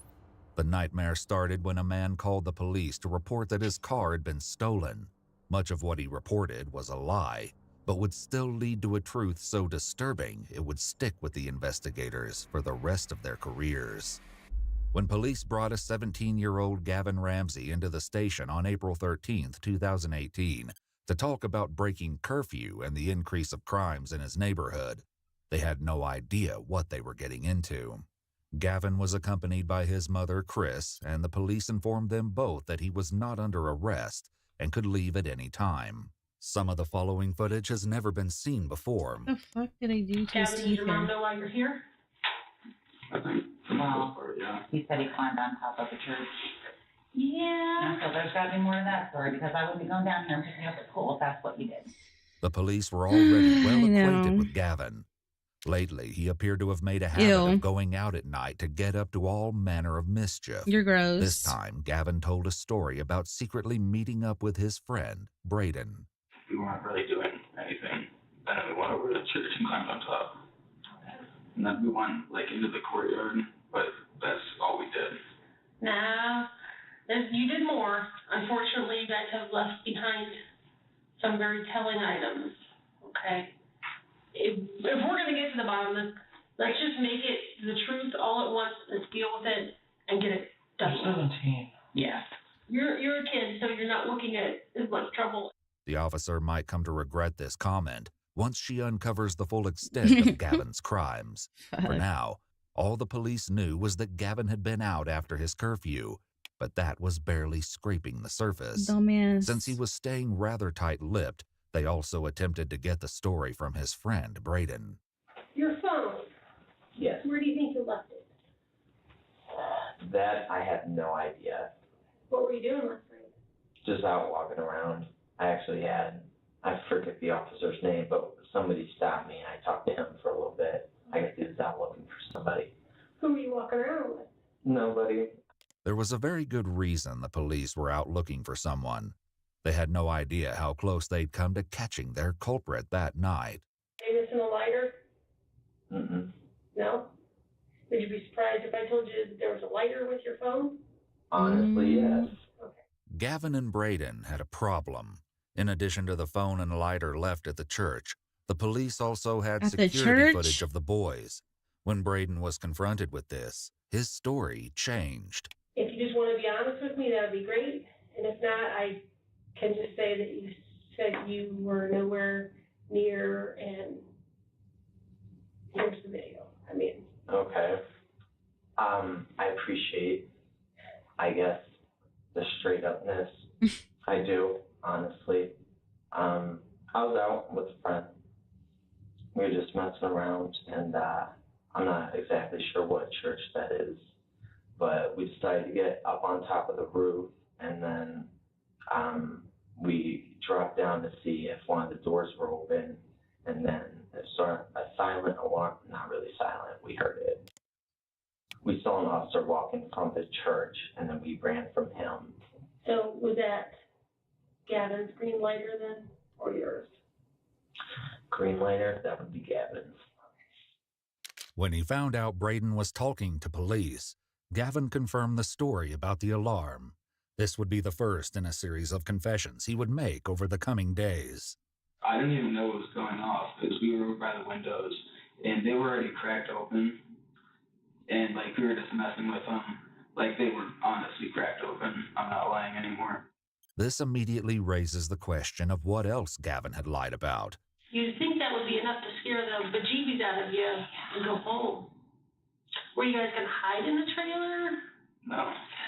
What did you do with the trailer? I poked my knife behind like the little seam in it and popped it out. Why were you guys going to go in there? I don't know. We honestly had nothing to do. And me and Braden together, we know it's not good, but I don't know. We're just trying This to whole interrogation room setup is so weird. Why is the cop all the way in the corner right there? Why is he next to his mom? But that would soon be inconsequential compared to what else Gavin had been up to. You guys do anything else in the area? No. So you guys didn't go into any cars? You know what? It would make me feel a lot better now if it was just the two of you that went into the cars. Yeah. You know, because of the other issue in the area. I'm sure. I didn't even know there was No, but I'm saying like he should be in the corner. Like You guys didn't. Now would be the obviously. Because we processed the cars, we did fingerprints and DNA. He's been in trouble. I would assume you were with him at Central Intermediate School. Yes. So your DNA is on file as well. So that's all going to come up. If it's you guys, for goodness sakes, it's just rummaging through cars and nothing was even taken that they could tell. We've had a lot of goings on in your neighborhood lately.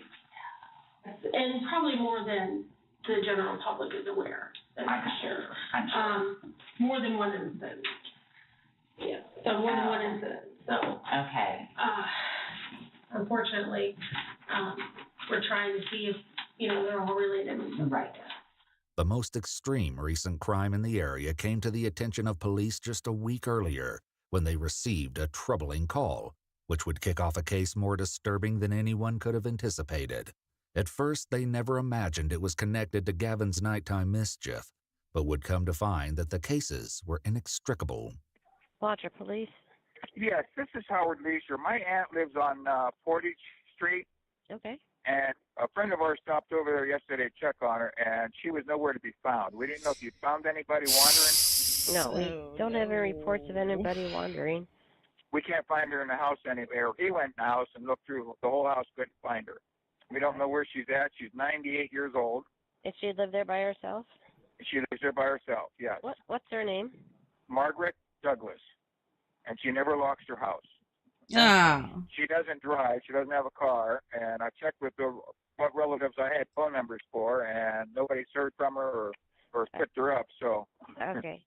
This was obviously worrying, but Margaret's disappearance would only become more harrowing as the search got underway. When the police were chatting with Gavin in the first of 2 interviews, they attempted to uncover what else he might have gotten up to on recent nights. I'm guessing this isn't the first time yet. Well, no, we've snuck out in the past before, but since I've got in trouble, this most recent one, without the law, I haven't really snuck out at all. When was this recent time that he got in trouble on? He has not had any freedom at all. I mean, he literally goes to work and home probably 3 months because he makes bad choices, and we don't want that for our kids. So he literally has no life. At least that's what Chris thought.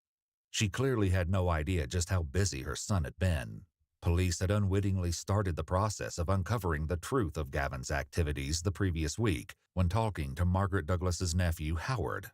Desperate to find his aunt and willing to help in any way he could, Howard and his wife Cindy went to the police station to answer questions. So when was the last time you guys were there? That was, I'm thinking it was a Tuesday in March 27th, I think it might have been. Anything that anybody said? It set off an alarm? No. Margaret bothered me. That's why it's so just horrible. She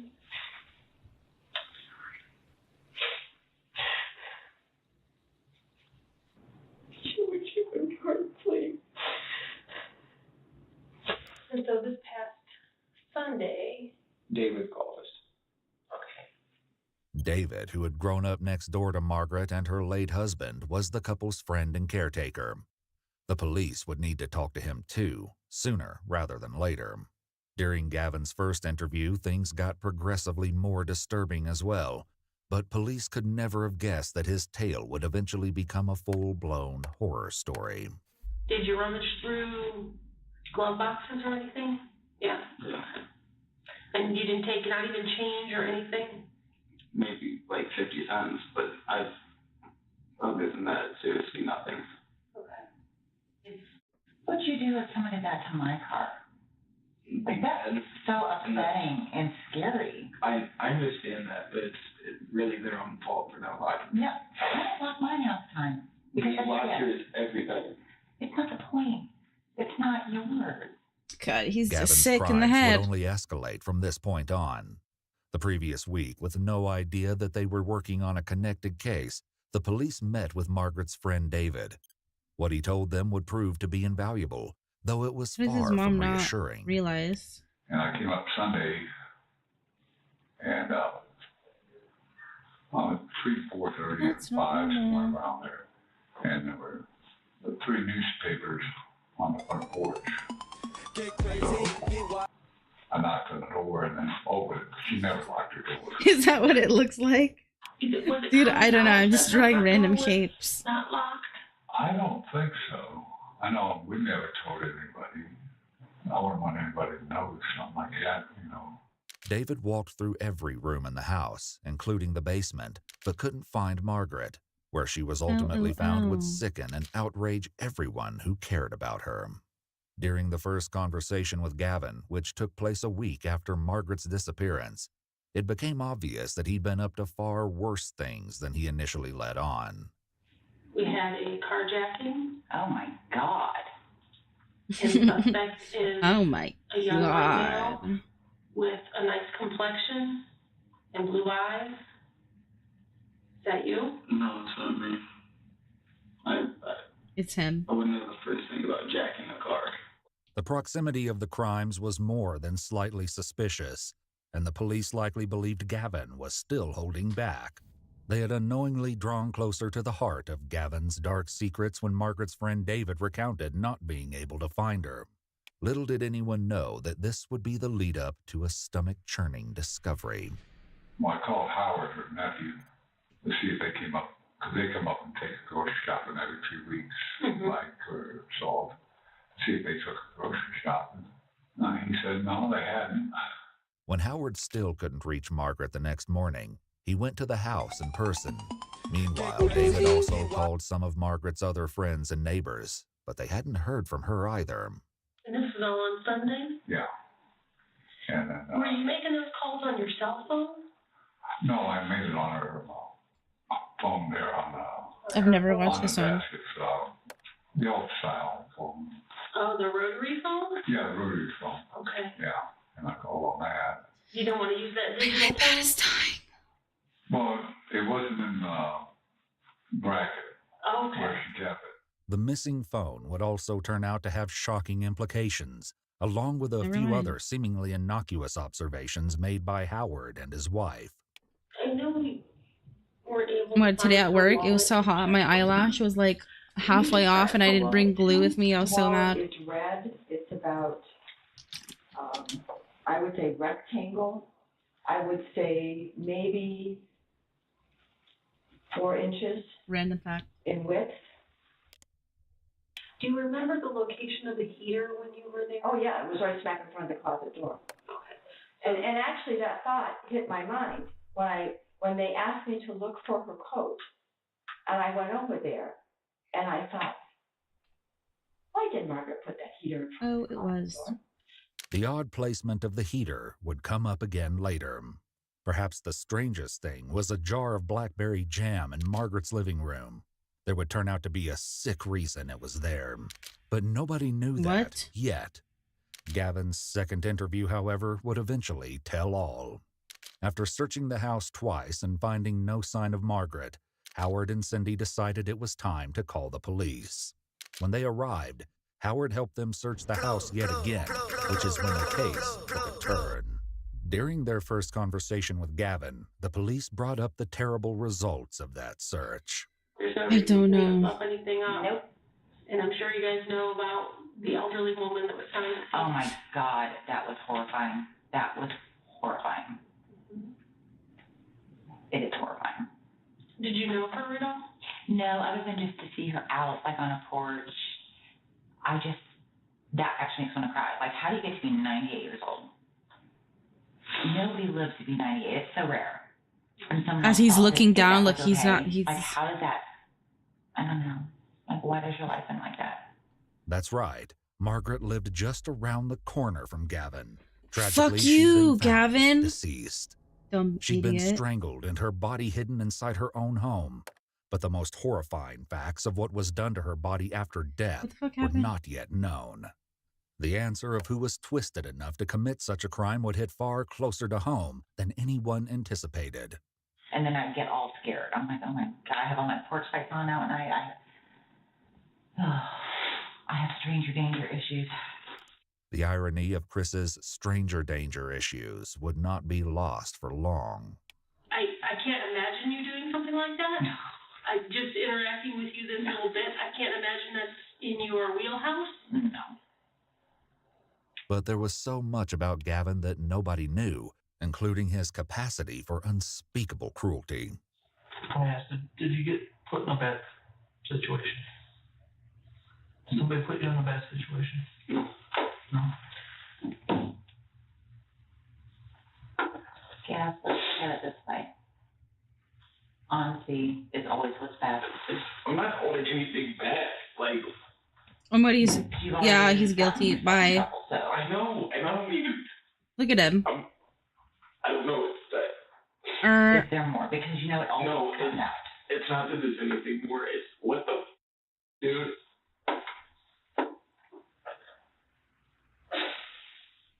Guilty. That's why I always told you kids, what happens in the dark comes out in the light. That's the way it works. You mess up, you get caught. You make bad choices, you're going to pay for it.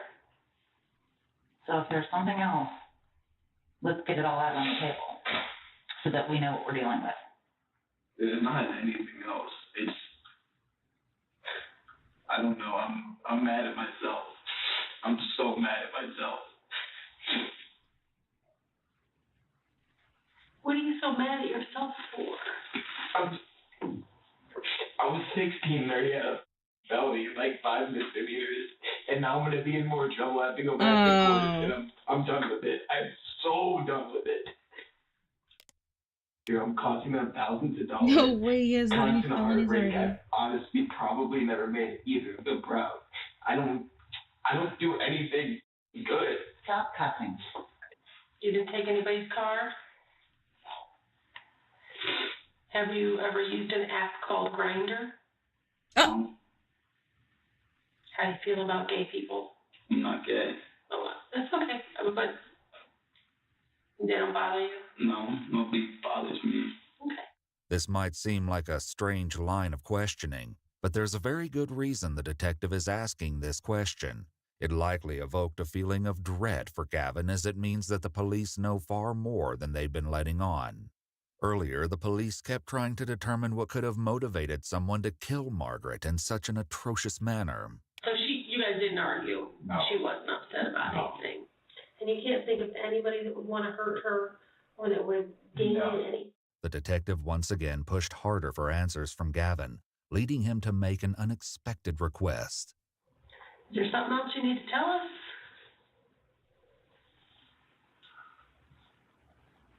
What's upsetting you so much? Nothing. The detective clearly hit on something. Clearly. Honestly, can you two actually leave for a second? What's that? Can you two actually leave? So I can talk to her? Yeah. Uh-oh. Knowing what had happened to Margaret, Gavin's mother was likely terrified of what her son didn't want to say in front of her. As it turns out, she had good reason to be concerned. Gavin was also unable to hide his emotions in the interrogation room, but this didn't stop him from giving the talking about detective Trixie? at least one of the answers she wanted, finally addressing the previous question about meeting up with someone from Grindr. But this was only one of the many secrets she would convince Gavin to spill. He's gonna tell it all. Here we go. Hello. The car drive thing, it was me. I'm going to be honest about it, but the way that he explained it, that guy, that's not right. That Grindr thing, yeah, I have been on it. And this guy was like the first time that this happened, and I told him, like, I was 17. Fucking idiot. And I wasn't planning on doing anything with him. It's not my style. Oh, it's Gorg. Gorg did that. Like, he's a 40-year-old man trying to Gorg the get traitor. with a 17-year-old, so I was just going to rob him. It's still messed up, but against what he's doing, I don't really think it is. And then the whole carjacking thing, I never even left Overlook. I literally, I got in, and he's like, what, should we go to the back seat? I'm like, yeah, sure. So he got out. So he's fucking in the... doors and hopped in the driver's seat and just drove around, messed with him, and then I left. He's fucking. Do you have his wallet? No, that's because I kept asking him, like, I cracked the window of the car, like, 'cause he walked up, doors go out, everything. I'm like, where's your wallet? And he's like, I don't have it. So then, I opened his glove box and all that. And I'm like, well, show me your pockets. And he's like, I don't have it, but can I have my phone? I'm like, no. And then I turned and he like tried to grab the window and like break it. And then I gassed it and he walked and that's when he left Overlook. And then I went up to like where the dumpsters are, you know where that white van is? Mm-hmm. Yeah, and that's where I left the car and I just went over. Gavin added that he threw the man's phone out the window shortly before he abandoned the car, then blocked the man on Grindr. Believe it or not, all of this would be connected to Margaret's death in the coming days. I don't even have the app anymore. I deleted it after that night. Maybe not. I didn't want to say that in front of my mom. Are you gay? Gorg's a fucking traitor. That's not it. Like, I didn't have any plans to do anything. What was he thinking was going to happen? I mean, what if I was there move an these? act that you guys agreed upon? Not really, no. Just, like, NSA. I didn't even know what that meant, but it means no strings attached. Okay. Did he touch you at all? Did you touch him at all? No. Why were you on that app? Why the fuck are you Really, on that app? for that reason, to find guys that are that low. That are DTF. But people, I guess. Fucking That want to freak. get with kids. Murderer. Like, it's karma, really. Like, if you're gonna do that, then I'm gonna rob you. The carjacking would be completely overshadowed by what else Gavin had done. The police got a hint of the madness to come while searching Margaret's home, though they couldn't have imagined the nightmare they had uncovered. You didn't hurt that old lady, did you? No, and that's what I was pissed about earlier. What were you pissed about?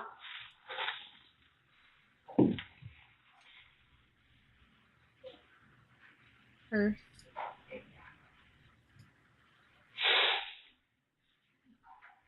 Because there's actually people accusing me of killing the girl. And that's, like, I... Yeah, fucking right. You unfollowed me. And everything. And, like, I don't know, people know. Like, I'm a dark person, I guess, but, like, I'm not gonna go kill somebody. It's not like that. But people are like, they're like, oh, you killed her, didn't you? I really feel like you did. I'm like, no, I didn't. So people are saying it? Yeah, and that's... It's making me really mad. It really is. There's no reason that we would It's find your making me DNA mad. inside her house because we swabbed the hell out of that house. You shouldn't. Okay. What do you think should happen to somebody that does that? To kill someone? Kills a 98-year-old woman. I don't know. I think eye for an eye is the best way to go. That's how I What do you say? look at things. Eye for an eye. I mean, if it makes you feel better, I will give them your name and let them know your DNA is on file, and they can rule you out. Okay, when we get a DNA profile. Would that help you? I mean, You pressed the wrong what, one. for like the lady? Mm-hmm. Yeah. I mean, that doesn't bother me. Braden's DNA was also on record and would be compared to the crime scene. Howard, Cindy, and David all agreed to provide the police with DNA samples and fingerprints so they could be ruled out as suspects. I'm sure your mom's standing out there freaking out. Yeah, she probably thinks I'm confessing to murder. She's been in here so long. Just 3 days later, this remark would be cast in a chilling new light. Why would you even hear about an app like that? Why would you even do that? I don't know. Like I said, Mom, I don't know why I do anything that I do. Yes, you do. That sounds all vigilante crazy to me. That's what that sounds like. So that will get forwarded also, and then God only knows what that charge is going to look like. You see how all these horrible things kind of tie together? Yeah. And you start to get pretty worried about what's happening, especially with the escalation of... Yeah. So, if there's something else or somebody else that you know is out there doing stupid crap, Yeah. can keep it on the down low. I will Your name won't cross my lips, but I need to get to the bottom of what happened to this poor woman. While Gavin assured the detective that he'd told her everything, the bulk of his secrets had not yet been spilled. Unaware Yes, I of what his have. son had done, Chris permitted the police to search Gavin's phone. With that, they left the police department. When it came to the phone, the investigators were mainly looking for anything about the carjacking. Instead, they found something completely unexpected. It was awful enough that 2 detectives rushed to the Ramsey house to place him under arrest. Take note that he was made aware of his Miranda rights as soon as he was seated in the police Can't draw car. fucking shit. When you had your mom leave the room the other day, were you going to tell me this? No, this was the carjacking thing. I thought about it, but I didn't know what to do. Did you know I'd be coming to see you after we got your phone? I figured. As soon as I heard the knock on the door, if my boots were tied, I think I would have ran. When the detective ushered Gavin into the video-recorded interrogation room, his distress was obvious. I'll be right back in, okay?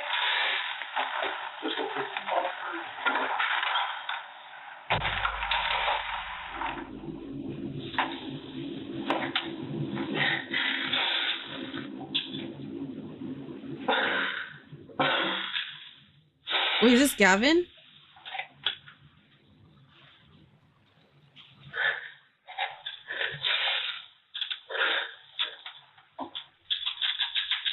Charlie, you're just not a crime guy.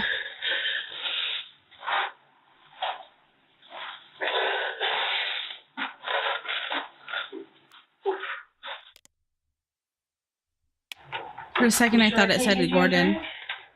Gordon Ramsay.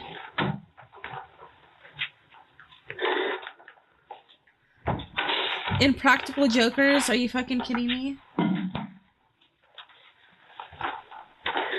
Maybe 2 years ago. He's on the floor. I know telling me about it doesn't give you much relief.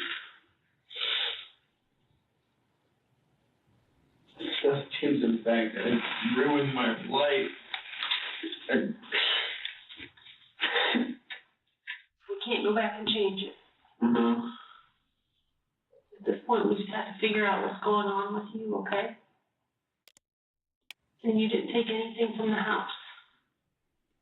Like I said before, it doesn't make a difference either way. I mean, what other crime could I commit that would really matter at this point? Grandpa? Is it all the same?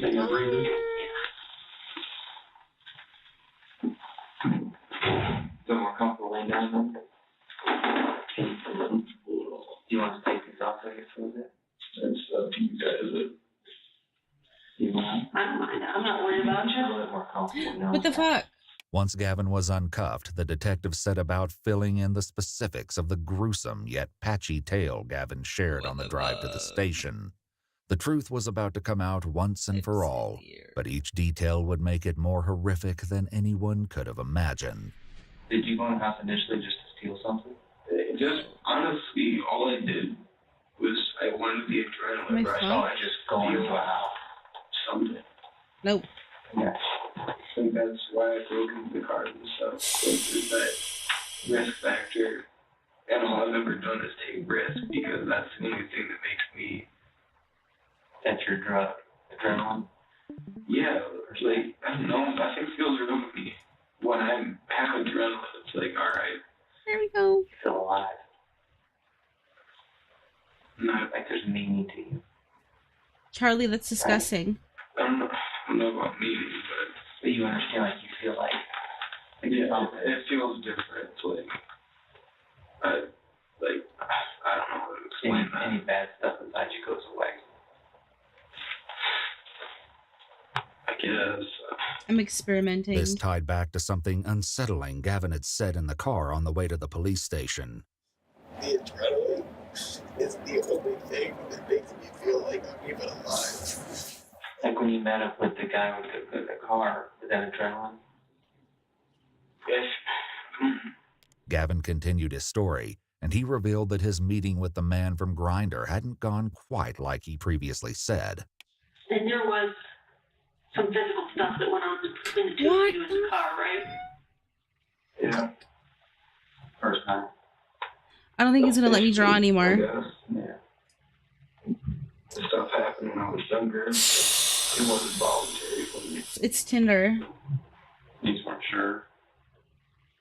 Like when you got there, it's kind of like here's the plan, then things just start happening. Yeah, no, that's kind of freaked me out a little bit. What freaked you out? Your reaction to it or him? I don't know, just once I realized I was in the back of the car with some guy, that's when you realize it's just crazy. Yeah, and I didn't want to be part of it anymore. Had you met anybody on Grindr before? Please don't I disconnect. had, yeah, before. So your whole intention of going in the house was just the adrenaline of being in somebody's house. Yeah, I didn't want to rob the house. It was just the sneaky thrill of can I get in somebody's house and get out and get away with it. Yeah, but if the door was locked, Shut the fuck I up, would've just Gina. walked away. The whole breaking into the house, that was the adrenaline part. I think I didn't even have a grip on reality whenever I did that.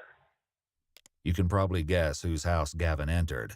As terrifying as this was, what he did next was truly mind-boggling.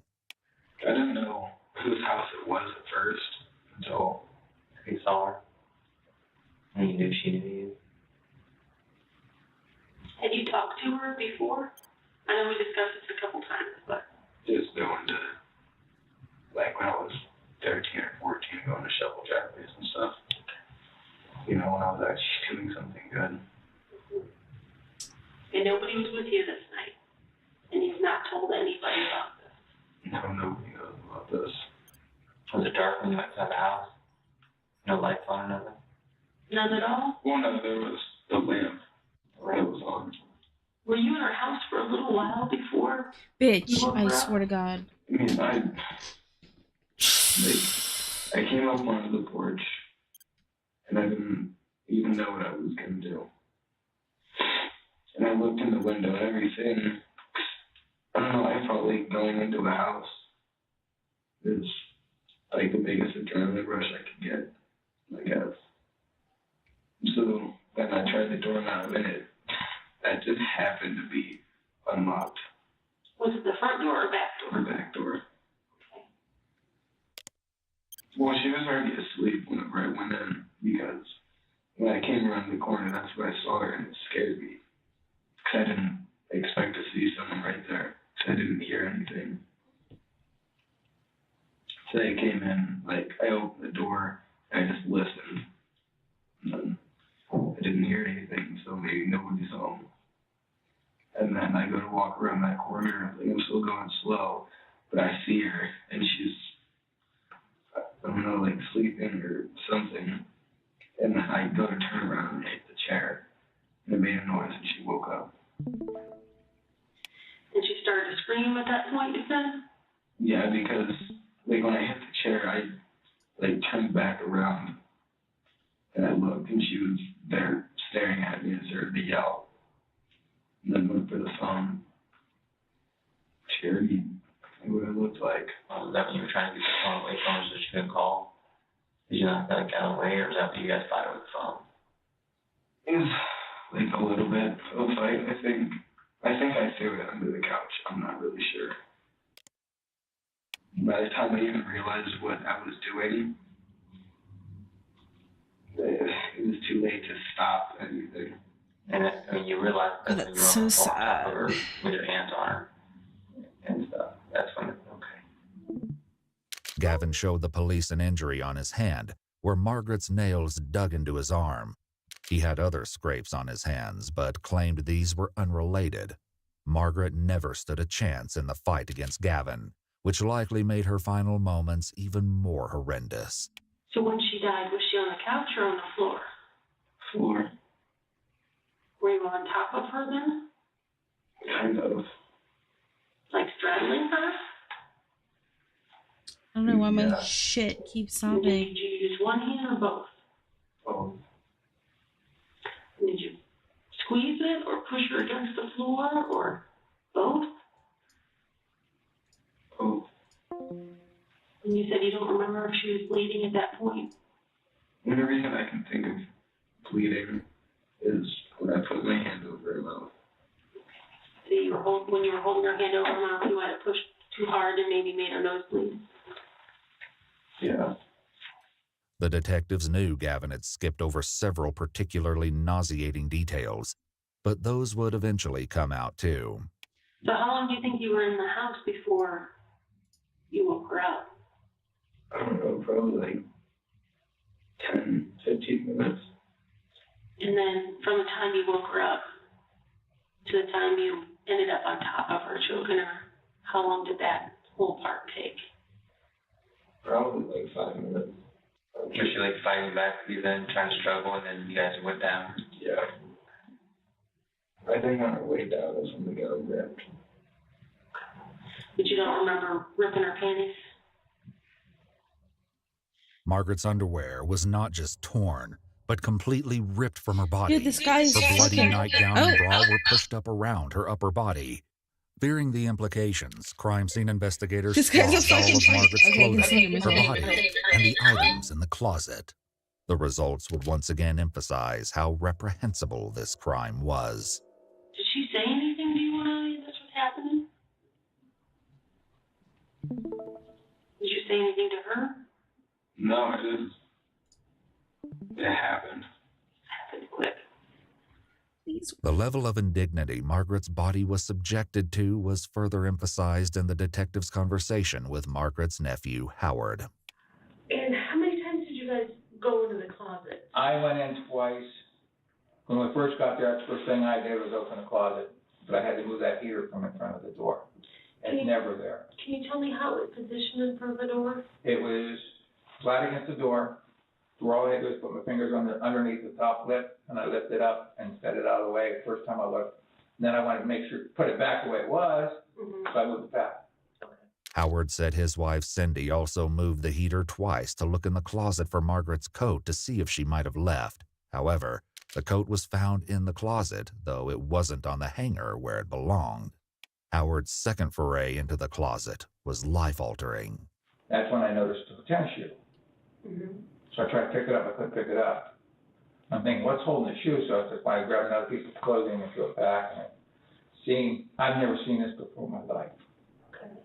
White, and I touched it, it was cold, felt clammy, but felt like styrofoam to me. So I moved it. You all right?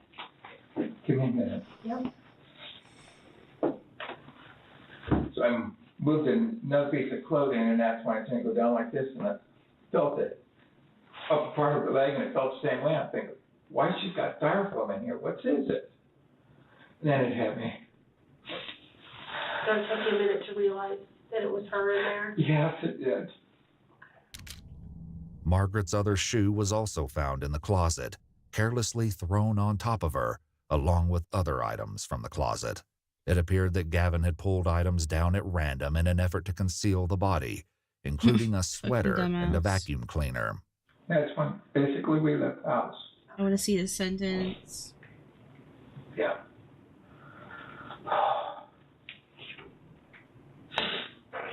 I've never seen. I'm sure you guys do all the time, but I've never. Fucking rip. Yeah, it's not something you get used to, no matter how many times you see it. Why would it let And you to stream? me, it didn't look like flesh or skin. That's what. You were going so strong. It took you a minute to realize what it was. Oh yeah, then oh God. Well, she didn't get in there herself. I know. She wasn't going to eat her by herself or cover herself up. I know that.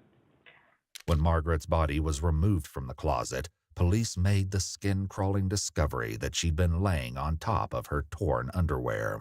How long did you stay there before you put her in the closet?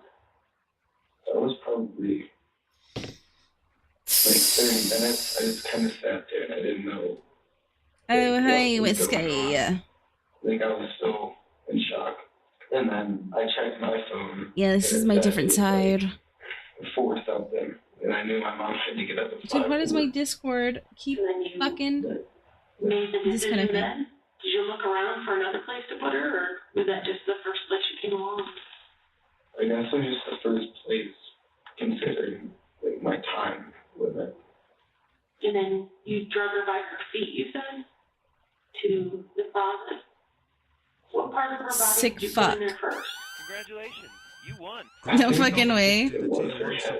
Aww. Hashtag Gorg. Oh my god. Thank you. Fucking hater. Did you put that heater Wow. in front of the door? Yeah. The closet where Margaret's body was found Yeah, one was more and I'll only draw you a about 2 picture. 3/4 feet wide by 1 3/4 feet deep. Dude, how do I make my In order Discord? to make her body fit, Gavin contorted and shoved her into the space, face down, with her knees bent and arms folded. Oh And you my. didn't take her wallet. Nobody cares about the Oh yeah, 60 or the 85 jam. I don't know. that Unless I missed it. I did, but it's gone. Fuck. And we throw it. Trash also. Which trash? At my house. The trash was long gone by this point, but that didn't turn out to be Pen an hit issue. for you. Police once again involved Gavin's parents, who had followed the arrest team to the police station to help them with their investigation. Okay, honey, listen. There's- This is gonna be a weird request. Maybe because I don't have need enough you to storage. take your brother and take them out of the I house don't right know. now. I will explain later. Maybe go to Uncle David's and just hang there, and we'll call you when you can come home. No, everything's not all right, Zach, but don't tell your brothers right now. Once Gavin's 3 brothers were out of the house, you, Gord. the police carried out a search warrant. Their efforts were not in vain. Tucked away in the back of a dresser drawer with Gavin's jeans, the police located Margaret's missing red wallet. Gavin confessed he'd spent all the cash on cigarettes, Yes. but Margaret's cards were all accounted for. However, the wallet wasn't the only item of interest. I'm pretty sure The night Trixie. you were out at Margaret, and you drank She or ripped smoked off her anything? panties. Done any drugs that night? No, that I was actually sober that night. Alexis, hi by the way. Hi, hi, hi, hi. How are you? Smoke weed and I drink. Because All right, double I can't Penske. handle myself when I'm sober. Or I can't, like, comprehend. I'm trying I to don't even fix know the word this Discord to problem. use. My thoughts when I'm sober are dark. When I'm high, they're like good thoughts. Had you ever thought about harming anybody before, or taking someone's life before? Not like planning it out, but like, oh, I'm so bad I can go kill someone right now. Like Fuck. that kind of thing. But you never imagined yourself actually doing it? No, I could never vision myself. Gavin shared with the police that he had struggled with the urge to take his own life. He refrained, he said, for the sake of his mother, who would have been heartbroken. I mean, I wondered what killing somebody would feel like, but I've also wondered what jumping off the building would feel like. So it's not like Why does it keep doing that? about this was premeditated. During Sorry. their search, police came across a journal in his bedroom that would prove that, once again, Gavin was not sharing the whole truth. The journal began with 2 research projects on the serial killers Donald Henry Gaskins and Ted Bundy. After this, the entries transitioned to ideas for skits and short films. Chillingly, in each one, Gavin played the role of a killer. And it just fucking The crashed. victim in almost every story was to be played by Braden. As skin-crawling as this was, the entries containing Gavin's personal thoughts were It by beats the far the background. most disturbing. In one, Gavin wrote, "I want to know what's wrong with me. Sometimes I just want to go off on someone and beat them until they're not breathing anymore. It's not even for attention or anything. I honestly want to take someone's life." In another entry, Yeah. he wrote, "I don't Lock feel him up. empathy or sympathy for anybody. Like, I just don't give it." You never told your counselor about any of the thoughts that you It had? didn't work. I did a lot, and she didn't. She started with trying to treat the depression first. But that's the thing. I don't know if this can be fixed. Because it doesn't feel like it's so regular emotion. This feels like it's natural, and I don't want it to be. Anything can be fixed. Yeah. Gavin had been in counseling on and off for years and was diagnosed with ADHD and depression.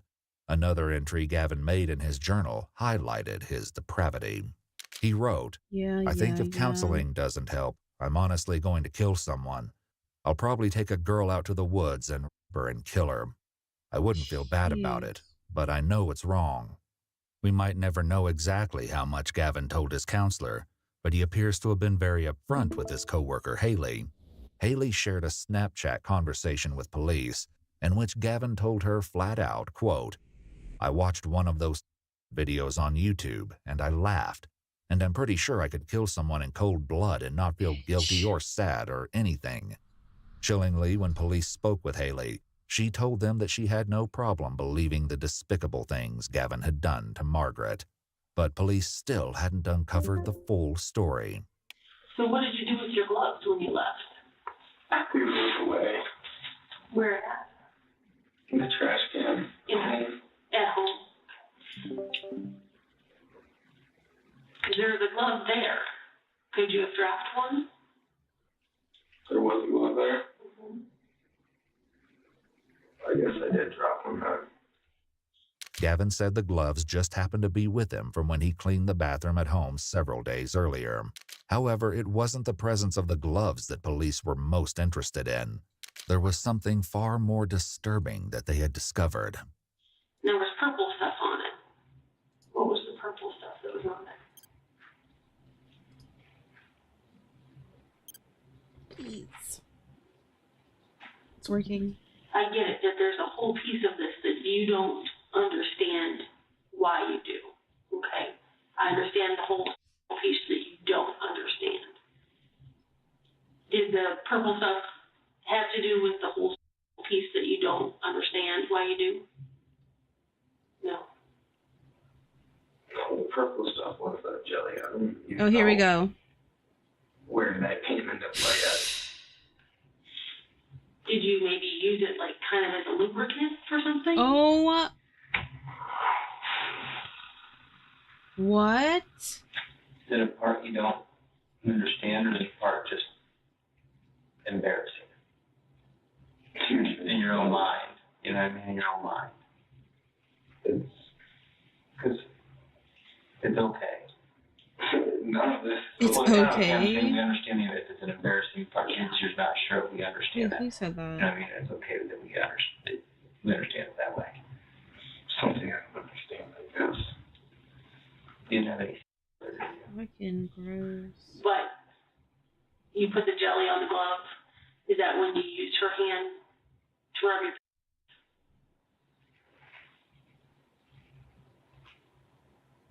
Yeah. This vile post-mortem assault was the nauseating reason the blackberry jam was found in the living room. Testing on the jar revealed the presence of male DNA, though it could not be matched specifically to Gavin. Similar testing revealed Margaret's DNA on the outside of the gloves and Gavin's on the inside, along with evidence of sperm. Male DNA was also found on her ripped underwear. And still, the horror continued. And is that the same time that you were taking some of those pictures? Yeah, after I took those Pictures? well, like, what? That's when the shock set in. Yeah, it's like, what am I doing? Is that her dead? No, she's alive there. That's so sad.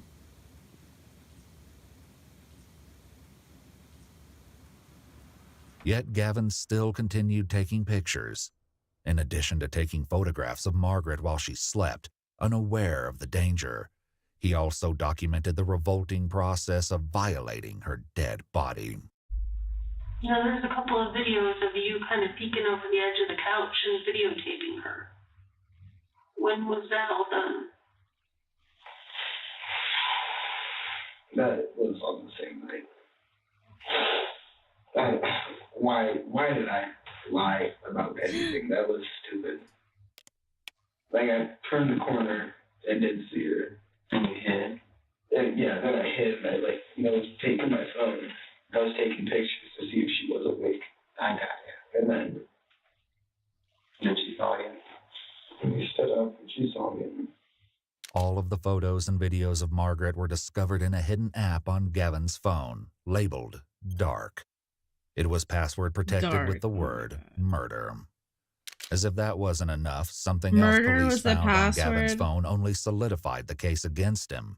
The day Margaret's body was found, Chris Ramsey sent a text to her son alerting him of the police presence in their neighborhood, which said, "They're looking for someone." Gavin's casual reply of, "Well, that's Wadsworth for you," was undercut by the fact that he then immediately looked up Margaret Douglas dead and Margaret Douglas Wadsworth, Ohio. He deleted the search history, but forensic technicians were able to recover the information. No shit. Damningly, at the time of Gavin's search, Margaret's death had not yet been publicized.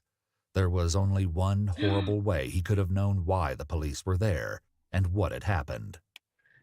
Did you mean to hurt my Looking up, I think.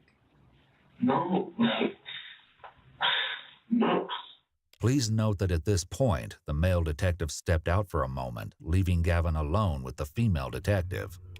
Are you sorry this happened? Yeah, I'm really sorry that I did all of this.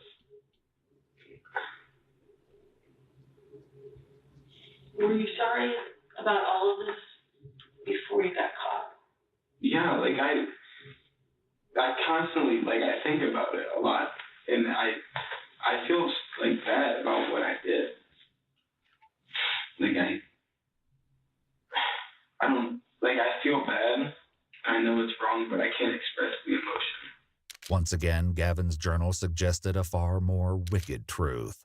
He wrote, "I don't care that I feel the way I do, but I need counseling before I completely go off the deep end and do something that literally ruins my life. I wouldn't feel bad if I killed someone, but I don't want to sit in fucking prison." If she was here alive in front of you, what would you say to her? Now you will, buddy. I'm sorry. That was never meant to happen. If I could take it back, I would. There's a subtle upward inflection when Gavin says, "I'm sorry." His monotonous and emotionless tone is a stark contrast from earlier. It appears he can cry for himself, but not others. Still, Gavin seemed to find something else far more troubling than the life he took. I think if my dad sees me, he's gonna go to freaking jail. Because... Unfortunately, this is going to affect everybody. Yeah, I know. Well, it's gonna ruin our family name. Gavin's parents waited in the lobby of the police station for the duration of their son's interrogation. To say they were distraught when the police broke the news that their son was a killer would be an understatement. All the phone contained Here we go. images of Margaret before and after her death, as well as videos of your son with her. Okay. With her. Engaging in sex with her. There you go. There's your answer, Trixie. Confirmed. No, I don't believe. Oh my God.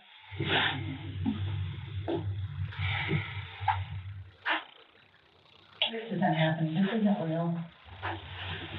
Actually, not confirmed. Sexual acts.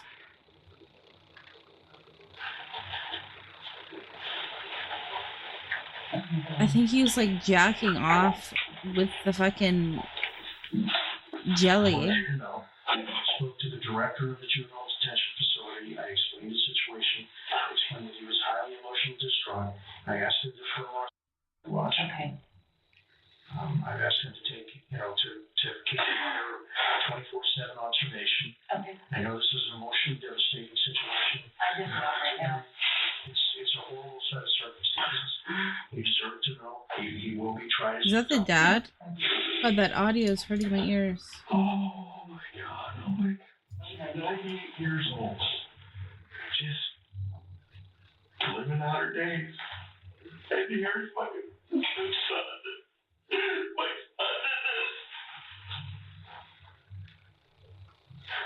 I'm mother all these people out here, and it's my son. Does Gavin understand he's going to prison? Probably for us. God. Incidentally, Gavin was wondering the same thing. What do you think's even gonna happen with me? I think you're gonna go to juvenile detention. That's And it? you're gonna do some time in jail. Jail, How long do you prison. think? I don't know. I just don't know, Gavin. I'll be honest. This Saturday, like, just 5 days from now, I was gone. I was leaving. You're gonna run?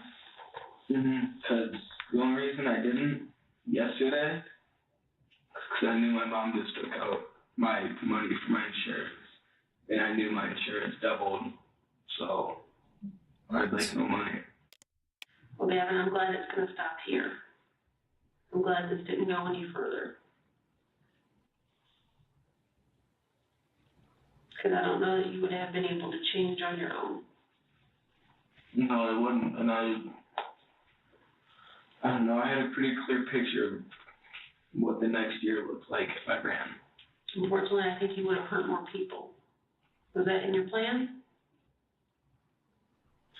I mean, that wasn't in my plan, but I could see that happening.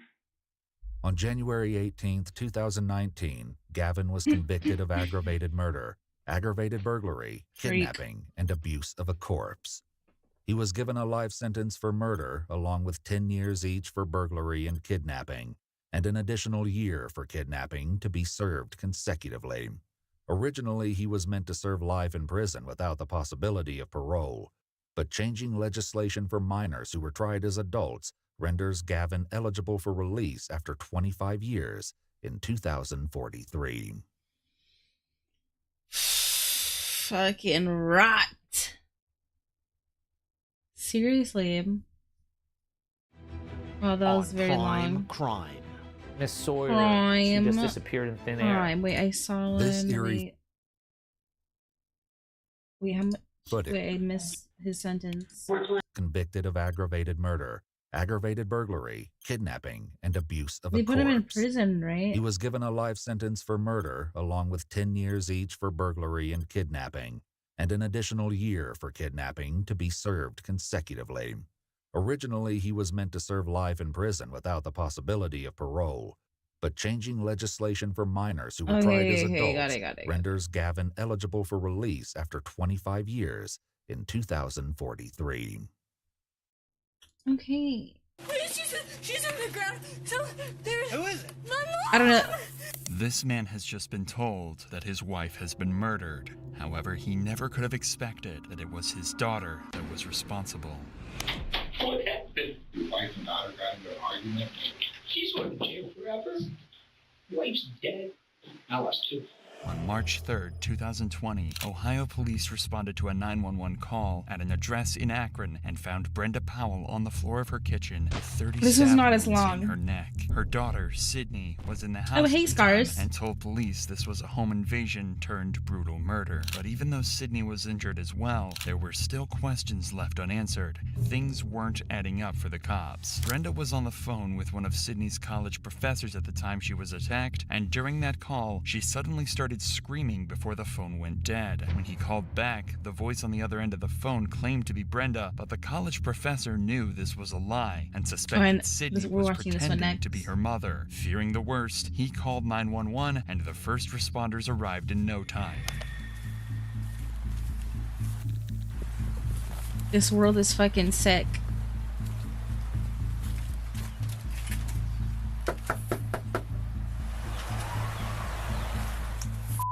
This scream, combined with being called to the location, is enough probable cause for the police to forcefully enter the home. And this is what was waiting for him when he walked inside the house. Akron Police! Akron Police! Oh. They're already screaming. Where's your mom at? Okay, stay right. No, there's so much blood. No, please. Man, Trevor, take her. No. Stop. We gotta figure out what's going on. Can you sit down? R9, get that 32 rolling here quick. We got a female down, blood all over the place. Sergeant Smart, you just got a crime scene. Take her outside. You got Secure the scene. She looks like a 22. She looks like she's been down for a while. There's blood all over the place. There's a knife by her head and stuff like that. A knife. Huge pool of blood. No, I think she just walked in on it. There's a broken window in the back. So if you can just put up some crime scene tape. A broken window. Here, they're gonna pronounce her, I'm sure. It turns out Brenda hasn't just been stabbed. She's also been hit over the head with an iron skillet, and her injuries are so But the window was devastating broken. that her Did the daughter life make hangs it in look the like? balance. Hold on, we gotta figure out what's going on. Come on. Is she gonna be okay? Come on. Come on. You just need to cooperate with me, all right? I want my dad. Huh? I want my dad. What happened? What's going on? What's going on? We heard a bang. We heard a bang. And she told me to get out. And then I heard Nah. her screaming. So I came back and she was on the ground. No, she's trying to make it look like a fucking break-in. See? Fuck off. What is your name? Sydney. It's already sounds You cut? fucking. I don't think so. Yeah, you're cut somewhere. I don't think so. Yeah, your hand. No, I was helping her. I grabbed her. All right, stop. I grabbed the knife. Yeah. What's going on? I don't know. We just got I'm the dad. Okay, Sydney. what's... I don't know. Okay. I don't know. Sydney appears to have been injured as well, is suffering from shock, and struggling to hold herself together. Even the arrival of her father, Steve Powell, doesn't calm Sydney down. Police need to lock down the crime scene and try to figure out exactly what's happened. The back window's broken in. So you're gonna have to... Daddy! inside there? So... I don't know. There was so much lady in the blood. house, okay? She's got minor cuts. Inside the house, there's a broken window and the knife used to stab Brenda. But something isn't Yeah, look at quite it. right. Yeah, As look at the broken window blinds. had blood dripped on the outside of it, The leading blinds don't police to even look- conclude the- it could have only been broken after Brenda had been stabbed. However, The blinds don't Sydney even claims look that the like intruder used someone the broke window to in, enter or and through was the broken blinds. The before blinds would have been attack, broken leading or to the something. first of many inaccuracies in her story. Interesting. That's not you. Okay, do we know who, where, which way? That's the younger guy. I'm looking through here and I can see pictures. And there's a whole basement set up for what looks like. Yep, hey, sorry, I'll call you right back. Nah. Bye. All right, let me go report that. Yeah, there's guys in the man. It's probably her brother. Well, I'll see if we can find out who else lives here. With such a serious case with so many unanswered questions, the cops spend some time talking with homeowners nearby. They have to try and collect as much information as possible, but right now, the only person making any sense is Sydney's father. Okay. Do you live here, sir? Yeah. Okay. That's my wife and there's my daughter. How old's your daughter? She'll be 20 in March. She's 19 today. Is she coming out? No, not yet, sir. Just can't hang out. Sydney, can you tell me what happened? Huh? Sydney. Sydney. On its way? Sydney. Yeah, it's coming. From where? Yeah, that's them right there. I can hear them.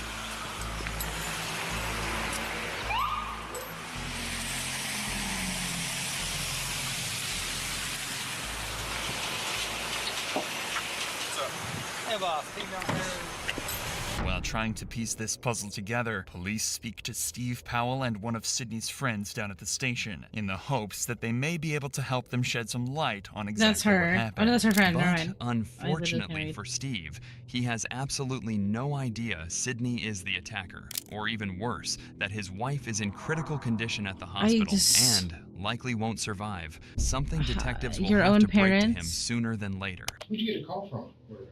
Yeah. Got a call from you. Call from me. Oh, okay. He said there was a call, went out, a distress call from the University of Mount Union where my daughter was going, and said, female in distress. I said, well, that's funny because Brenda's there, my wife. So I called Brenda, and it rings on the cell phone, no answer. I call Sydney back, rings, no answer. I call Brenda back, ring, no answer. I'm pacing around. I call Chief back, and I'm on the phone with him, telling him there's no answer. My doctor calls me back. He said, oh, Mom's on the phone with Mount Union. I said, well, cops are on the way. And she went, there's a break-in, and she just started going off. She said, what? She said, there's been somebody broke into the house. Nope. There's blood everywhere. She was hysterical and crying. So at first, when you talked to her, she said that your wife was on the phone with Mount Union. Yes. And as soon as I said, cops are on the way, the hysterics started. Is she still attending? Well, as far as we knew up until today, yes. But did you not think her dad... I don't know, maybe a couple weeks. What Sydney hadn't told her parents was that she'd been kicked out of college weeks before this happened and had been lying to them ever since. But she did tell her friends, including Lauren, who lived in the same dorm. Now, we understand that Sydney was your roommate at Mount Union? Yes, she was for last year and then this year until she left. And so you've been friends ever since your freshman year at St. B? Mm-hmm. Go over each other's houses, everything like that? Yep. Well... She started off in exercise science freshman year, her first semester, but then she didn't like the classes, so she switched over to psychology and sociology, but then she didn't really like that, so this year she switched to education, and then she didn't like that either, and that's one of the reasons she left, is because she really couldn't find where she left. I think she struggled in her classes. I don't think her grades were the best, but she didn't really tell me that.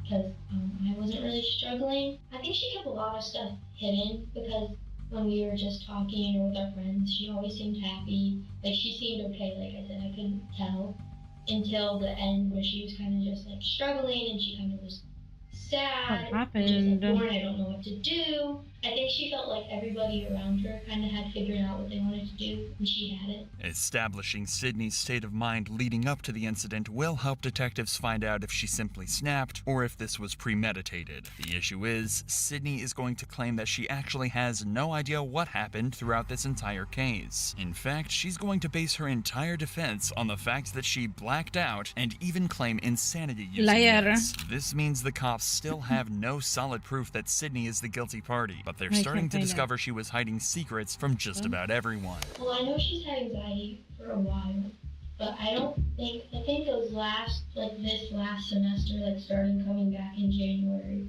when it really started, that she was kind of more like upset because she really didn't know what she wanted to do. My friends and I were worried for her because we didn't know what was going on because she didn't tell us, and like, Lauren knew something was wrong and tried to help. At first, she had no reason to doubt her and was as supportive as any friend could have been at a time like this. But even Lauren grew suspicious of Sydney's evasive behavior. I could tell she was getting more upset, like more sad.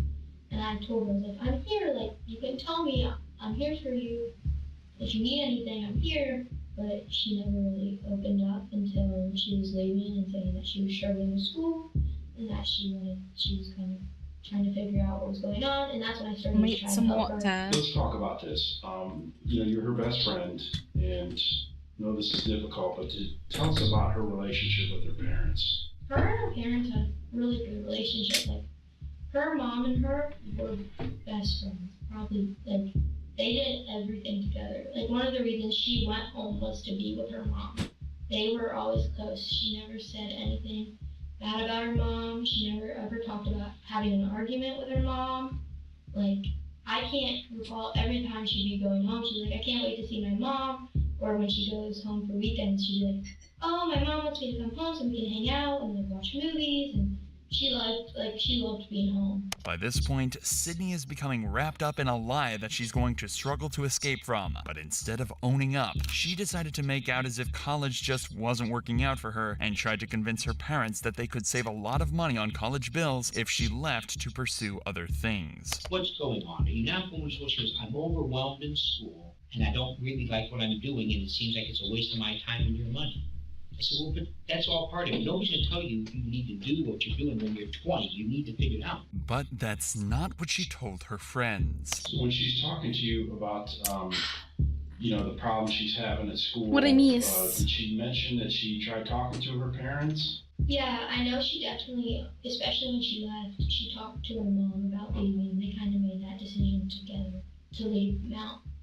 Like, she told them that. Lauren's suspicions were proved to be right, and Sydney was lying to her friends. But at the same time, she was also lying to her parents, who knew nothing of her problems at college until they received a phone call from Sydney's professor. So Steve and Brenda began crisis talks to find out exactly what was going on with their daughter. So I went back, I called my wife on my daughter's phone. She picks up, she was working down in Children's. And she goes, what's wrong? And I basically told her, I said, what I do. I think the reason we can't get on is because she's unenrolled. She hasn't been going to school. Sydney became wrapped up in two sets of lies. The story she told her friends and the story she told her parents. Failing grades aren't the end of the world, and any parent would support their child through such difficult times. But it seems she thought her parents would be mad and couldn't bring herself to tell them she'd been asked to leave the college. Yeah, we asked her what she was doing, and she said she was good. Like, she acted like what we would see as normal. Like, she was laughing, she was having fun. She said she got jobs.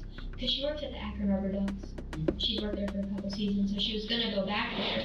And then she also said she was looking for another job, and like everything was good, and she was trying to figure out like for next year and all this stuff, and she was going to talk to her parents about housing, trying to come back to Mount. Once she got to Mount Union, or anytime actually, did Sydney ever drink alcohol at all, or she did? Mm-hmm. Okay, just kind of describe that for us. She liked to drink.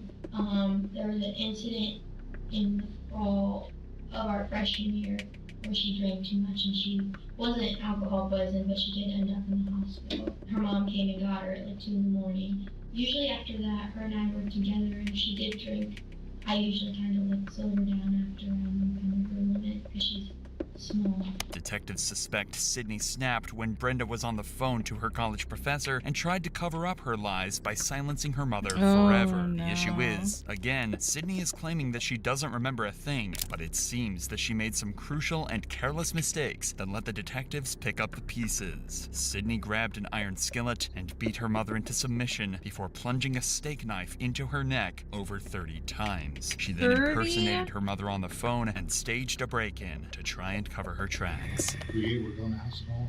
I made it in far enough to see the back finish. When you go into the front door, you come around the kitchen, you go in, you can see there's like a pass-through between the kitchen and the family room. From the back of the house, I could see the right hand, there's 2 big sliding windows. I could see that window was clearly, it looked like it was busted. Went down the hallway probably about 2 feet, just enough to see blood all the way down the hallway. Sadly, Brenda didn't survive her ordeal and passed away in hospital. The county medical examiner came to the conclusion that Brenda had died from blunt force trauma to her head and stab wounds to her neck. They ruled her death a homicide. This left detectives to deliver the tragic news to Steve that his wife was dead.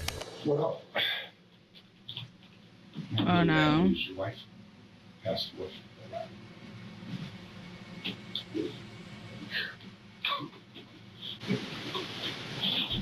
Detectives investigated Sydney's claims that an intruder was responsible, but their findings didn't seem to match her story, and the evidence was painting a different picture altogether. This left detectives with one final devastating task to carry out, telling Steve that his own daughter killed his wife.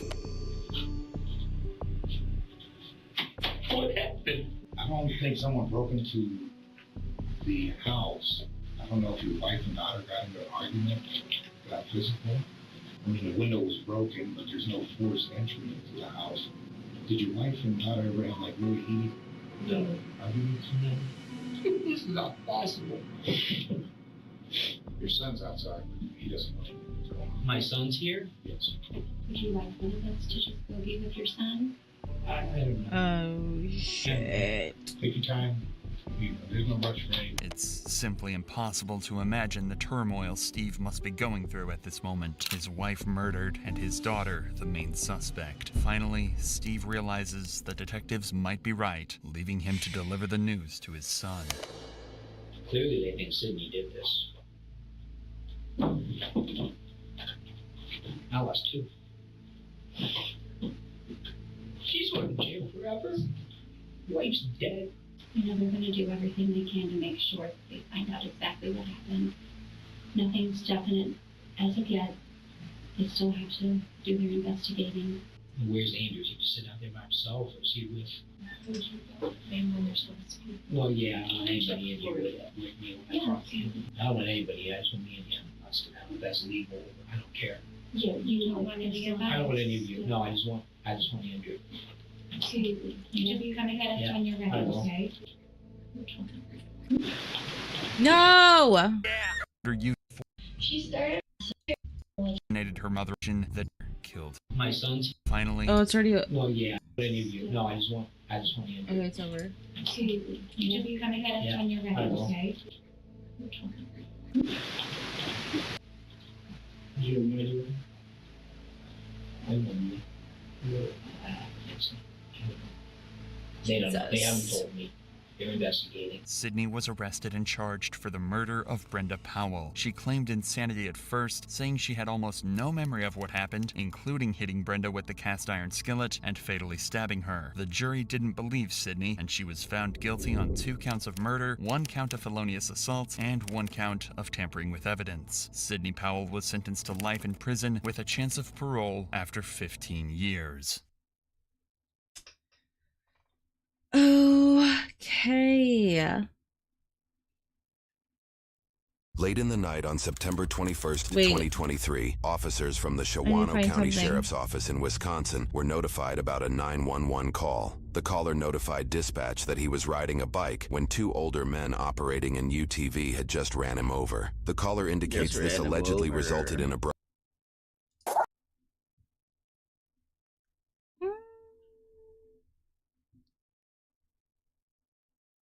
Maybe we should watch something light.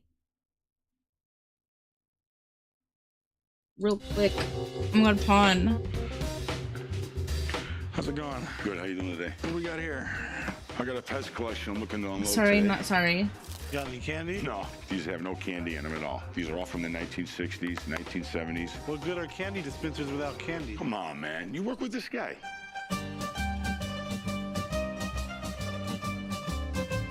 I'm coming to the pawn shop today to try to sell some of my Pez collection.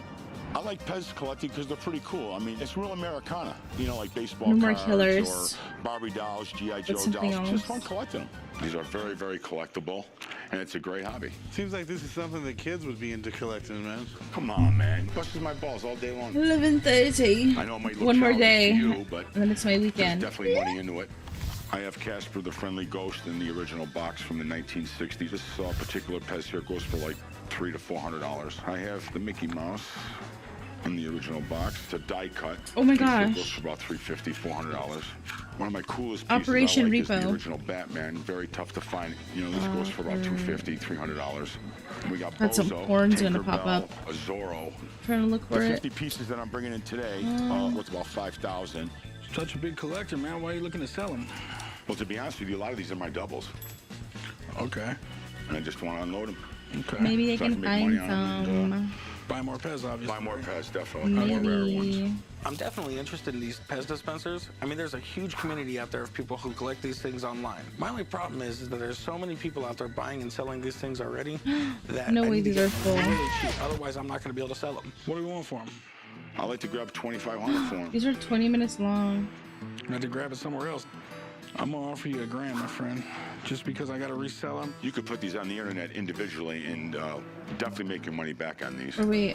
Well, man, I'm not looking to break even at all. I put them on the internet, next thing you know, I'm competing with 5 other guys selling the same Pez. I understand that, but these 3 pieces alone are Gino. These 3 pieces alone. Give me 2,000, man. $1,000 is what I can do. It's fine. All right, buddy, Get out of here, man. I can't believe one of them guys offered me $1,000 for them 50 pieces of Pez. That's an insult to the Pez community. I can't believe it. 19 minutes? That's why they're chooches. How you doing, gentlemen? Oh, pretty good. I have a bronze statue I'd like to sell. Do you know much about it? I don't know what to tell you about that. This is a statue called Pegasus, and this is Perseus. Perseus was the mythological figure that killed Medusa, okay? And the helmet he's wearing right here made him invisible. You got me. I don't know what you're talking about. These guys aren't even angry. I decided to come to the pawn shop today to sell a limited edition 1888 bronze statue by Louis Picot. Okay, bye. I'm Kathy and I work with my husband. We have a wonderful son named Cody. He's smart, funny, and a super athlete. But there's one thing we just can't stand. Oh my god, I fucking had that mask. Sucks. This is Cody. He's dating Natalie.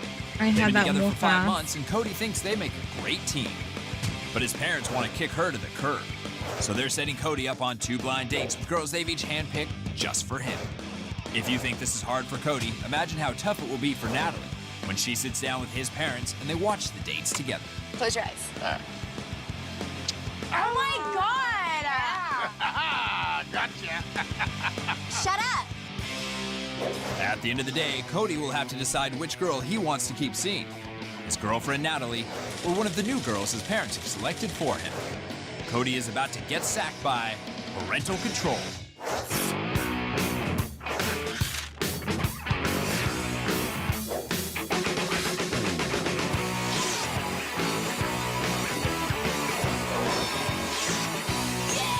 What is? Hey guys, I'm Cody. My girlfriend's name is Natalie. She's sweet, she's hot, and she's my #1 fan. First of all, Natalie is always playing with her hair. She's constantly twirling it, I do smelling that. it, even tasting it. Okay, not that. Hey, I don't do Natalie, that. you may be hair today, but you'll be gone tomorrow. And Natalie is so clingy. She hangs on him like a damn monkey. I want to come. If Cody doesn't dump her, I'm gonna go ape. Me too. And Natalie might look sweet, but she has a horrible temper. No reception. You idiot. Ugh. Get out of that bathroom now. This girl has some serious anger management issues. She really needs help. It's kind of scary. And have you ever heard the way Natalie laughs? Ah, so I obnoxious. know. So obnoxious. Don't worry, honey. We'll get the last laugh when Cody dumps her ass. Natalie, you're nothing but an annoying little bug. Yeah, a bug that's gonna get squished. Now it's time for Mom and Dad to meet the potential blind dates for Cody. I'm Heather. Hi, I'm Scott. Hi, I'm Julie. I'm Alex. I'm Jazz. Hi, I'm Kathy. What do you do for a living? I'm studying communications. I do costuming for theater. I'm a party promoter. I model for a clothing store. Right now I'm going to school and I'm studying journalism. I'm a freelance makeup artist. So how is my makeup today? Your foundation doesn't quite match, but it's okay. Okay, thank you. I'm actually a lacrosse coach. I am a nude photographer. I take pictures while I'm nude. Oh. My iPad brightness just Alcohol went and up. cigarettes have warning labels. If you had a warning label, what would it say? Warning, danger, caution. Please don't take offense. Sometimes I could be a big flirt. Do not give me sugar. Wow. Warning, there's 2 of me because I do have my identical twin sister. Double trouble. Warning, you may become attached. Danger, do not touch, will cause lifetime commitment. Playing with me could leave you very sore. What is that What? supposed to mean? They'll be in bed Oh for my a God, couple of not- days not for just the because I parents. worked them so hard. Okay, thank you. Okay. Our son Cody is the star of his football team. Get up and show us how you cheer for him. Okay, I can try. I was a cheerleader. Sure. T-O-U-C-H-D-O-W-N. Touchdown for Cody. Go, fight with. I'm blonde. I'm busty. All the other girls are musty. Go, Oh. Cody, go. Pick me and dump that. Onze, prends le ballon. Oui, goody, goody. Ruh-roh. Auntie. D-Y. Come on, Cody, make them cry.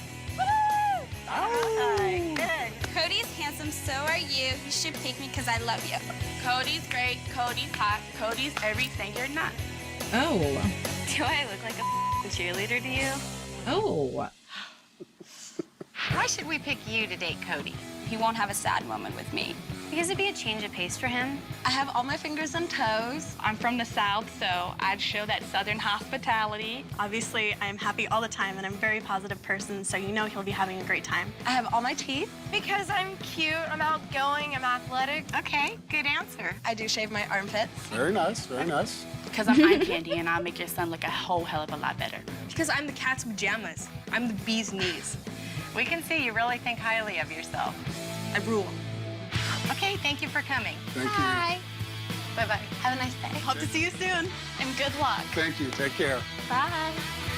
Bye. Hey, doors over here. Thank y'all. Bye. Bye-bye. Well, I saw 2 or 3 I really liked. Let's see. I'm gonna pick her. Okay, I like this one. Natalie's history. All right. So here's what's up. Natalie's my mom and dad think my fucking girlfriend history. Natalie sucks. So they've each set me up on a blind date. My dad's choice is up first, and he's really into sports. So I'm hoping I can talk football with this girl. This is Oh my. really annoying. Like, how would you feel What a horrible if date. I was going on a date with 2 other guys? That'd be great if you did. Can you just shut up? You have a definite problem with your temper. Anger management. God, shut the up. Stop Can you just hitting tell me. him to shut up? Thank God. Cheap boy. Hi, Heather. Come on in. Hi, thank you. Heather's a great choice. She's smart, beautiful, and funny. I think She's Dad everything likes that an Heather. 18-year-old boy could possibly want. This is my Fucking handsome son, smile. Cody. Hi. Look at that smile. Obviously, I'm happy. Wait. Boy could possibly want. You see that? Your fucking text are in the way. This is my handsome son, Cody. Hi. Obviously, I'm happy all the time, and I'm a very positive person, so you know he'll be having a great time. And this is his soon-to-be ex-girlfriend. When Heather first walked in, I thought, who ordered the ass-face sorority sister? Oh. Not me. You ready to go, Cody? Babe, I'll be back. Don't worry. Don't be so clingy. The first thing I noticed about Heather was her hair. I can't wait to find out if blondes really do have more fun. Yeah. Cody and Heather are off to cook up some fun, while Mom, Dad, and girlfriend Natalie get to watch it all go down right from their living room. Oh, what's the matter? Nothing to cling to? At least I'm not clinging to 40. Shut up and watch this. Today, I'm just taking you to one of the hottest restaurants in LA, and it has a pretty exotic menu, so Well, my motto is, I'm down to try anything once, so. I'll remember that. All right. Oh, big shock. She wants to go eat. Boom, baba, boom. Hey, Patrick. Hey, Heather. This is my date, Cody. Hi, how are you? How are you? What we're gonna cook up for today? Cricket and white silver, octopus, frog leg, pig peanut. Did you say pig penis? Yes, pig peanut. Oh, hell no. All right. Look, this is great. He's learning how to cook some new things. Okay, I have a pan ready for you over here. Put it in the oil. All right. Good luck. All right, you got it? Thank you. Yeah, I'm good. That is disgusting. Yum. Bam. Frog leg. Ew. Pig penis. All right, you go for it. How do you feel? They're cooking up your penis.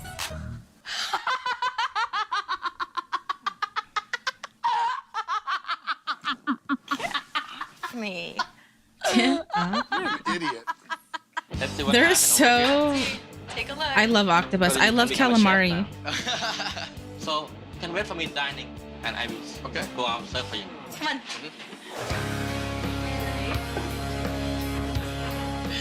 So tell me, what's the first thing you notice on a girl? I'm definitely a butt guy. Are you? Yeah. So do you have a nice butt or what? I can show you. All right. All right. Oh my god. How do you like it? Wow. That is pretty nice. You can touch it. We'll bite. All right. Don't touch it. What? Hey. He doesn't even want to touch it. He poked it. Oh, what's the matter, Natalie? You feeling left out? You want to poke my butt? Ew, get away. Oh my god. Let's get my hair. Food's ready, guys. All right. We have chef special for today, scorpion. Oh my gosh. I don't know. There's the Yeah, you got pig penis on your side. frog legs. Okay. Enjoy. I don't suppose you'd ever try that with him, would you? Answer the question. you. That's the answer. Ow! Hey! Thank you. Alrighty, let's See, try what the did you do? scorpion first. Why not? I'm gonna put a little lime on mine. Are you? Yeah. Alright. You ready? Alrighty. Okay. To be honest, I would eat it. One, two, three.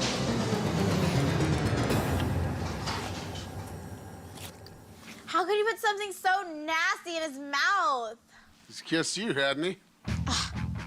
How about we try the frog legs? All right. So, do you want to try the crickets?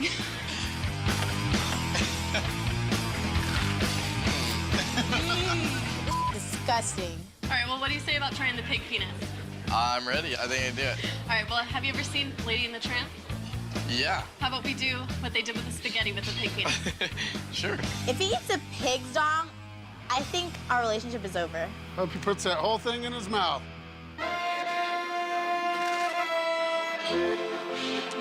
They're eating a pig. Ew!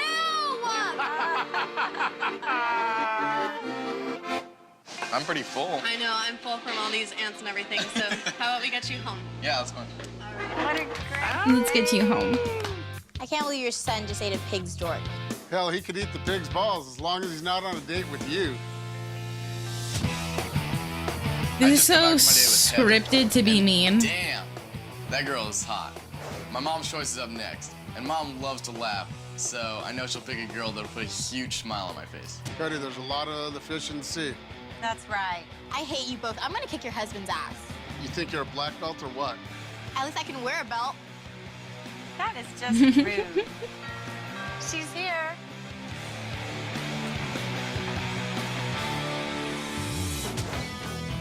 Good to see you, Alex. Come on in. Thank you. The reason I picked Alex is because she's smart, beautiful, athletic. She has the whole package. Cody is going to love her. And this is Cody. Hi.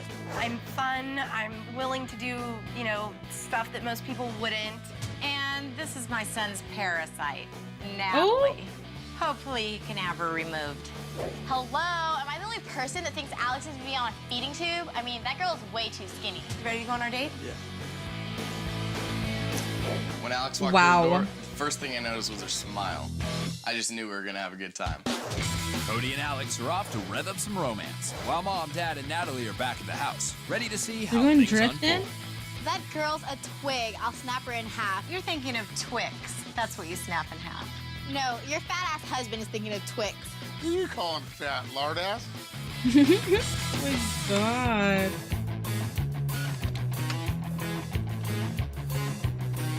So, what do you think? I rented out the whole parking lot just for us. Cool, but what are we gonna be doing out here? Today, we're gonna be doing a thing I like to call auto art. Auto art? What's Yeah. that? Come back here to the trunk, I'll show you. She is so cute. Well, at least she dressed up for the date. That was sarcasm. They're going Didn't drifting. know you knew what sarcasm meant. I know she can't spell it. Screw you. Here's what I've already done. I've taken 4 windshield wiper tanks, mounted it to this board, clear tubing, and I hooked it up to all 4 wheel wells with some sprayers so that the paint sprays evenly. And then I have a push button trigger in the front. Oh, I got you. Yeah. Now all you have to Yeah. do is lay down the canvas. All right. No girl knows how to do that kind of. She looks pretty girly to me. All right, let's roll it out, man. Oh, look at you doing all the work now.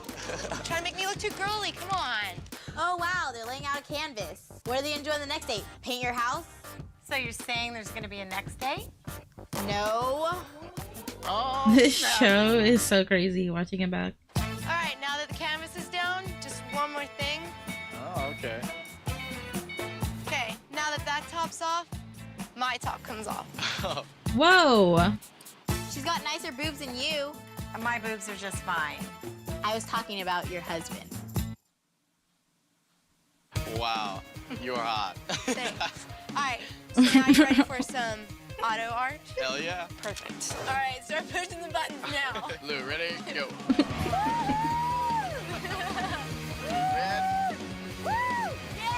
Dude, that, it's gonna look like shit. And she's literally driving. How is that fun for him? You ready? I'm ready to switch. Okay. Oh, okay. That's creative right there. I mean, who would think Yeah, of that looks like you shit. know? What are you gonna take it home? Exactly, it's the lamest thing ever. Who would think of that? Yeah, I agree with her. Blue, green. Make it hard. Love Ottawa.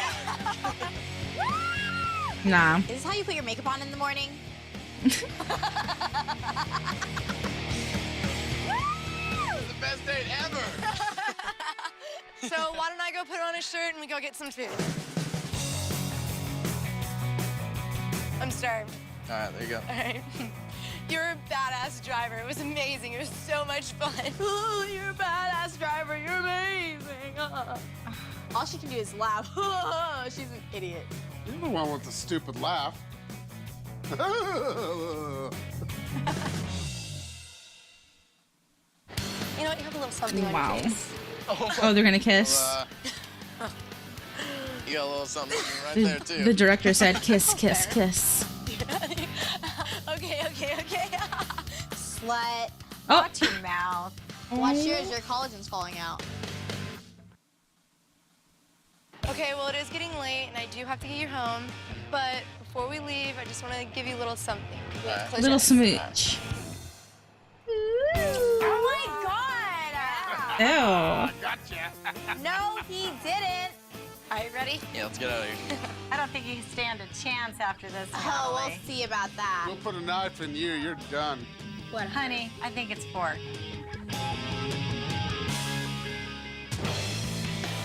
So I just got back from my day with Alex, and it was amazing. Now I have to make a decision. Do I stay with Natalie or ditch her for one of these hotties? One of these hotties. Now it's time for Cody to make a decision. After that, Will he we're choose done. Heather, the bug-eating beauty, or Alex, the girl who drove him wild? Or will he choose Natalie, his girlfriend of 5 months, and the person his parents can't stand?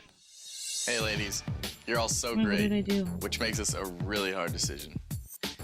But before I make my choice, I'm giving you each one last chance to tell me why I should pick you. Cody, you should pick me because we had a killer date, I kick ass, and I look good in a bathing suit. Cody, what can I say? You're a football player, I'm a cheerleader. We make a great match. Sweetie, seriously, who are you fooling? You know you're gonna pick me. Thanks, ladies. But I have to eliminate someone right now.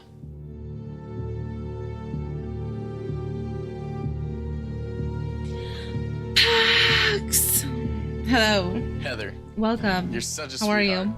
And you have an The awesome script body. is crazy. But seriously, did you think feeding me bugs would win my heart? I'm gonna have to eliminate you right now. You're lost. You're fucking lost. You know, I just got eliminated, but I still have a big smile on my face because that's who I am. Now, for the hard part. Alex, I really liked how I could totally be myself around you. But I'm afraid hanging with you might be too much like hanging with one of the guys. And Natalie, I love how you make me laugh. But sometimes I wonder if you're ready for a real relationship. Oh, the sad face. So I've made my decision. And the girl I choose is... He's gonna stay with his girlfriend.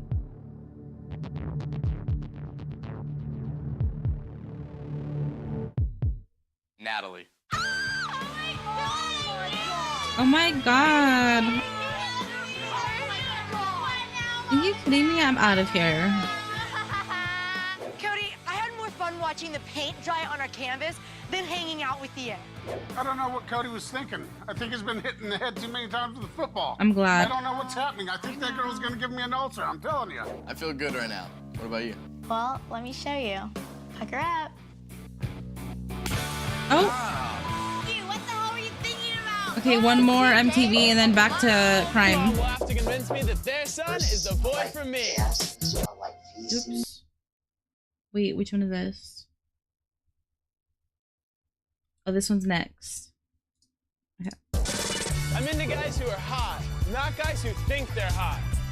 Time to date these mothers and find me a lover. Date my mom.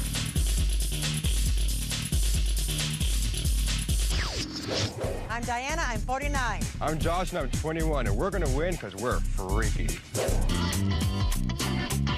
I've been married for 28 years, and I have 4 great Why don't I kids. not remember this one? I used to be a go-go boy, so I can dance, twist, and bend into any position you'd like me to be in. I'm a proud mother. Yes, I'm into bondage. And if this boy picks me, I'll show him some freaky. Whoa. I hope these other moms are ready to get spanked. All right! My ass hurts. This is gonna be stellar. Bring on mom number 1. Tell them that we're not the stereotypical family, you know, we're the Bundys, the Osborns, Roseanne, all into one. All into one. You got it.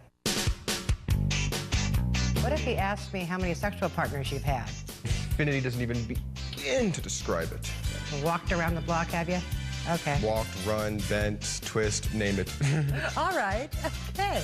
Village bicycle, everyone's had a ride. Wow. Do you want me to talk about the bondage a little bit? Do you? Well, why not? What do you want me to tell him? That I'm the master, he's the bitch. Gotcha. Okay, gotta go. Okay, give me a hug. Go get him. Date my mom. Date my mom. Hey. Hi. Hi, I'm Diana. I'm Jeremy. Is she not wearing shoes? Nice to meet you. So where are we going? I'm really into vintage cars, so we're going to a car. Oh my god. Okay, sounds good. I'm ready to go. What is the cowlick on the side of his Did I head? mention to Diana that she forgot her shoes? Oh. Jeremy's cute. Josh would bone him. No way. No To fit fucking in shoes. A vintage car hop, you've got to have a vintage car. So this is Gloria. She's a 69. It's my favorite year. Sick. I'm not surprised. So you ready to learn some swing dancing moves? I am ready. You missed nothing. She has no fucking shoes on. Come on, there you go, there you go. So do your feet hurt at all from this? Oh, hell no. I never wear shoes. My feet are a shoe. Bottoms like leather. Ugh. Let's take a break and have a milkshake and talk about your son. Sounds awesome. Perfect. I still got it. That's right. That's right. So what's your son's name? Josh. Tell me what I should know about Josh. He likes to go dancing, do a little bondage. He's got a shirt that I refer to as just a couple of headbands, really. Tell me what Josh looks like outside of the bondage clothes. Outside the bondage clothes, Josh is very, very tall, 6'2", perfect body. He has a big, giant black coat that he wears, and people call him Neo because he looks like Keanu Reeves. I'm Serious? strangely turned on right now. Does he go out on a lot of dates? He doesn't really date, per se. He's got friends. He'll bring somebody home. I'm so confused. It's Date a my hookah. mom. It's just a friend, which means he bones it. They're That's going his on a friend. date. That's interesting, Oh, to say the okay. least. Sometimes They're there's they're going on a date with a mom that, you know, marks that somebody to was get his to friend. know If I asked him, would he tell me how many people he's had sex the with in son. the past month? Yes, sir. I think he said infinity. What I think he said. How about you? I'm conservative. Oh, me. Josh has got a lovely whip. Makes a really awesome sound. He just likes to flip it in the air. Makes a cool noise. You a good bitch? No. What the hell? Does your son have any special talents? Well, actually, Wow. he used to dance for hire. He was a go-go boy. Do you think you could show me some of his Hey. moves? A little bit of Josh. A little bit of Josh. Oh my. A little bit of Josh. A little bit of Josh. Yeah, you like that, don't you, boy? Wow. Well, you've made him out to sound like he's a really fun time. You're You ready to go back to the shaking. house? I am. I'm ready. Let's go. This whole date was kind of a blur. Did I say anything bad? I had a really good time. Me too. Bye. Bye. Josh sounds dominating. I don't know if I can submit to that. On to mom number 2. Hey. Mom, hey, what's up? Oh, he wasn't digging it. Tell me everything in Okay. great detail. His name's Jeremy. He took me to a car hop. We went swing dancing. That's cool. He wanted to know how you dance. So I kind of danced on him a little bit. I was leaning back, giving him some stuff. Mom, I should have told you I get first touch. Okay. Did you talk about the bondage at all? Well, he didn't seem to be as experienced as you, and he's not quite as, inventive as you. Oh, I have to break him out of his shell. There you go. Sweet. I can count on you.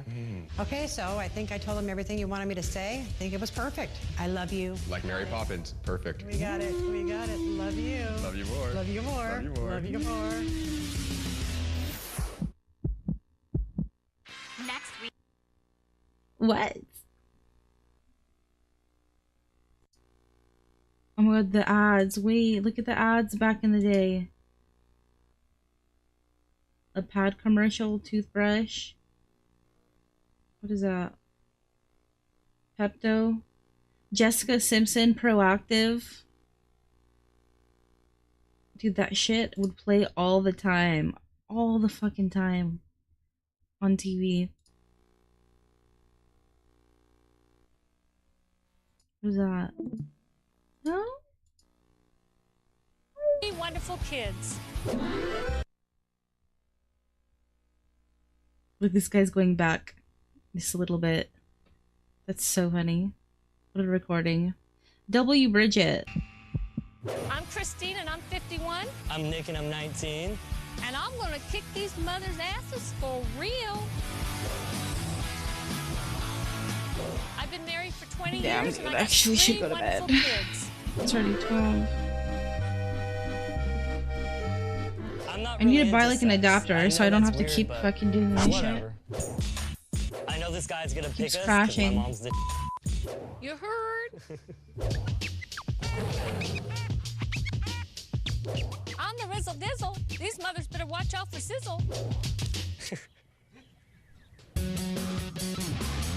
Mom number 2, get ready to shoot him up. The first thing that I want you to ask him. You're not actually is dating if the he mom. prefers Britney Spears or Christina Aguilera. Because Christina Aguilera, ooh, be really loud, be funny, and talk ghetto. For shiz. What?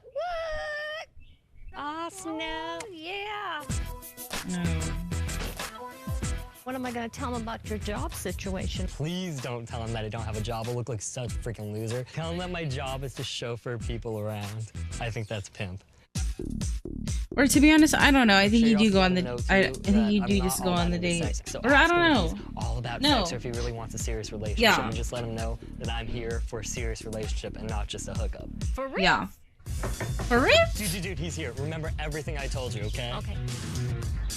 You got this. Love you. Bye. Bye. Hi, I'm Christine. Hi, I'm Jeremy. So where are we going? Today we're gonna go stir up some trouble as Bonnie and Clyde. Sounds good. Let's go. Let's go. Christine looks harmless. I hope she knows how to get gangsta. Jeremy's off the hizzy. What? Are you fucking kidding me right now? Is she gonna be talking like this the whole Nicholas, time? Wow. What are we going to be doing? Well, I'm really into old Hollywood movies, so I thought we would dress up as Bonnie and Clyde. Cool. Cool. Check this out now. You look great. Shoot, I look sexy as hell. I'm gonna take a Okay. picture of you in front of the car. Sounds good. Let's do it.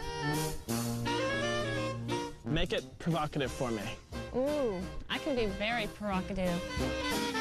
Oh. Shoot, boy. Think it's time for us to take a picture together. Put your arms around me, baby. Let's hop in the back seat. Are you trying to get frisky with me? Only if you want me to. Ooh. I'm really trying to get frisky with your son, remember? Oh, that's right. Forgot all about that. Silly straight woman. That was a great shoot. Let's go talk about Nick. Put your hands in the air like you just don't care. Would you like some cider? Yes, I Some would. cider? Oh, I got a question to ask you. Who would you prefer, Christina Aguilera or Britney Spears? Christina, by a long shot. Okay, well, I like it dirty. Nick really has a thing for Britney Spears. He really thinks she's hot. A gay guy who likes Britney Spears? Shocker. So what does Nick do for a living? He's a chauffeur. Where at? He works for, like, taking people wherever they want to go, you know, wherever. Does he have a lot of goals? Right now, he doesn't have, you know, the goals as far as I know, it's doing Come on, anything Mom. right now. You're killing it. Great. I have a question to ask you. Are you into sex a lot? What do you mean? Like having sex? Are you into that or? I've had sex before, but I wouldn't say I'm into just sex. Because my son says that, you know, he's not into that part of it. Yeah, so he just, you know, Has Nick ever had sex before? No, he hasn't. A gay virgin? I've never heard of that. Well, you made a really frisky Bonnie, and I had a great time with you on a date. But are you ready to head back to the house? Sure enough, let's get going. I had a lot of fun with Jeremy. I hope he picks Nick. I had a really great time on our date. And so did I. And this is from my son to you. That's sweet. Thanks. Bye. Bye. Christine was all, what? But her son sounds kind of, what? On to my next mom date. Damn, how many does he get? Nick. Mom. I had such the great time, let me tell you. What's his name? I had such His the name great is time. Jeremy. We did a photo shoot and he dressed up as Clyde and I got to dress up as Bonnie. Did you make me look better than I was like I told you? Did you make sure you told him every lie? I told you to tell him that I had a job and that I'm like such a tight little kid like, and stuff? I have him believing that you were a driver and a chauffeur, big pimpin'. Most important thing of all though. Did you ask him, Brittany or Christina? I asked him. What is it? The answer was. I'm gonna die. Stop. My heart is pounding. Christina.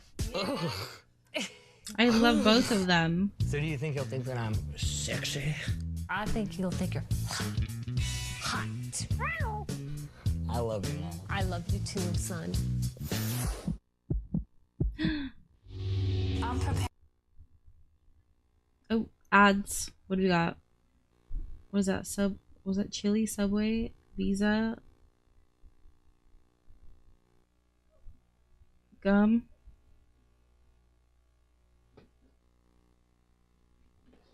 Ab Lounge. What the hell? Is Debbie trying to get into the kitchen? Debbie, what the fuck? Why are you in there? Are you kidding me? Why were you in here? Are you kidding? You don't go in the kitchen. You're bad. You're bad. Free in theaters May 5th. This message will now self-destruct. Yo, this guy freaking snuck past the gate. Hi, I'm Janet. I'm 47. I'm Daniel, and I'm 18, and I'm one. You're bad. You're bad. I've been married 18 years, and I have 3 terrific kids. Oh, wow. Daniel loves You're his bad. DDR. Daniel is so happy and loving, and he loves to please people. I'm a brown belt in Taekwondo. He'll kick your ass.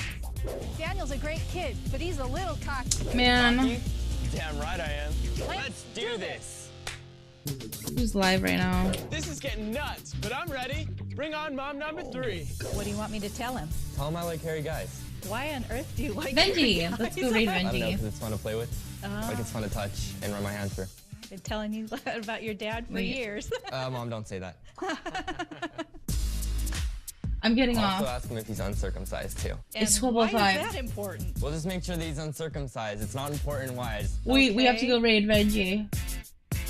What if he asks me how many boyfriends you've had? Don't tell him the exact number, because that'd be quite a lot. Just tell him, I don't want to Thanks know for any being of here, the chat. details. It's okay. Okay, good. You guys He's here. rock. Well, remember, Mom, hairy, uncut. Okay. Exclamation Bye, N. Mom. Bye, boys. I'm Janet. I'm Jeremy. Nice to meet you. We're going So where are we to going? I Varney. love eating, so we're gonna go barbecue Mongolian style. Hello and Sounds goodbye. Let's go. Jeremy's cute, but he doesn't God, look very how- hairy. Did I? First son was a slut. Tab out? Second son was a prude. Hopefully this son will fit just right. Tell Okay, me something bye. about your son. His name is Daniel, and he's 18. You're kidding me. Well, I picked Mongolian because my friends and I eat it every day after school. And I thought Are you kidding me? Benji just we ended could do it in true Mongolian couture. Oh, good.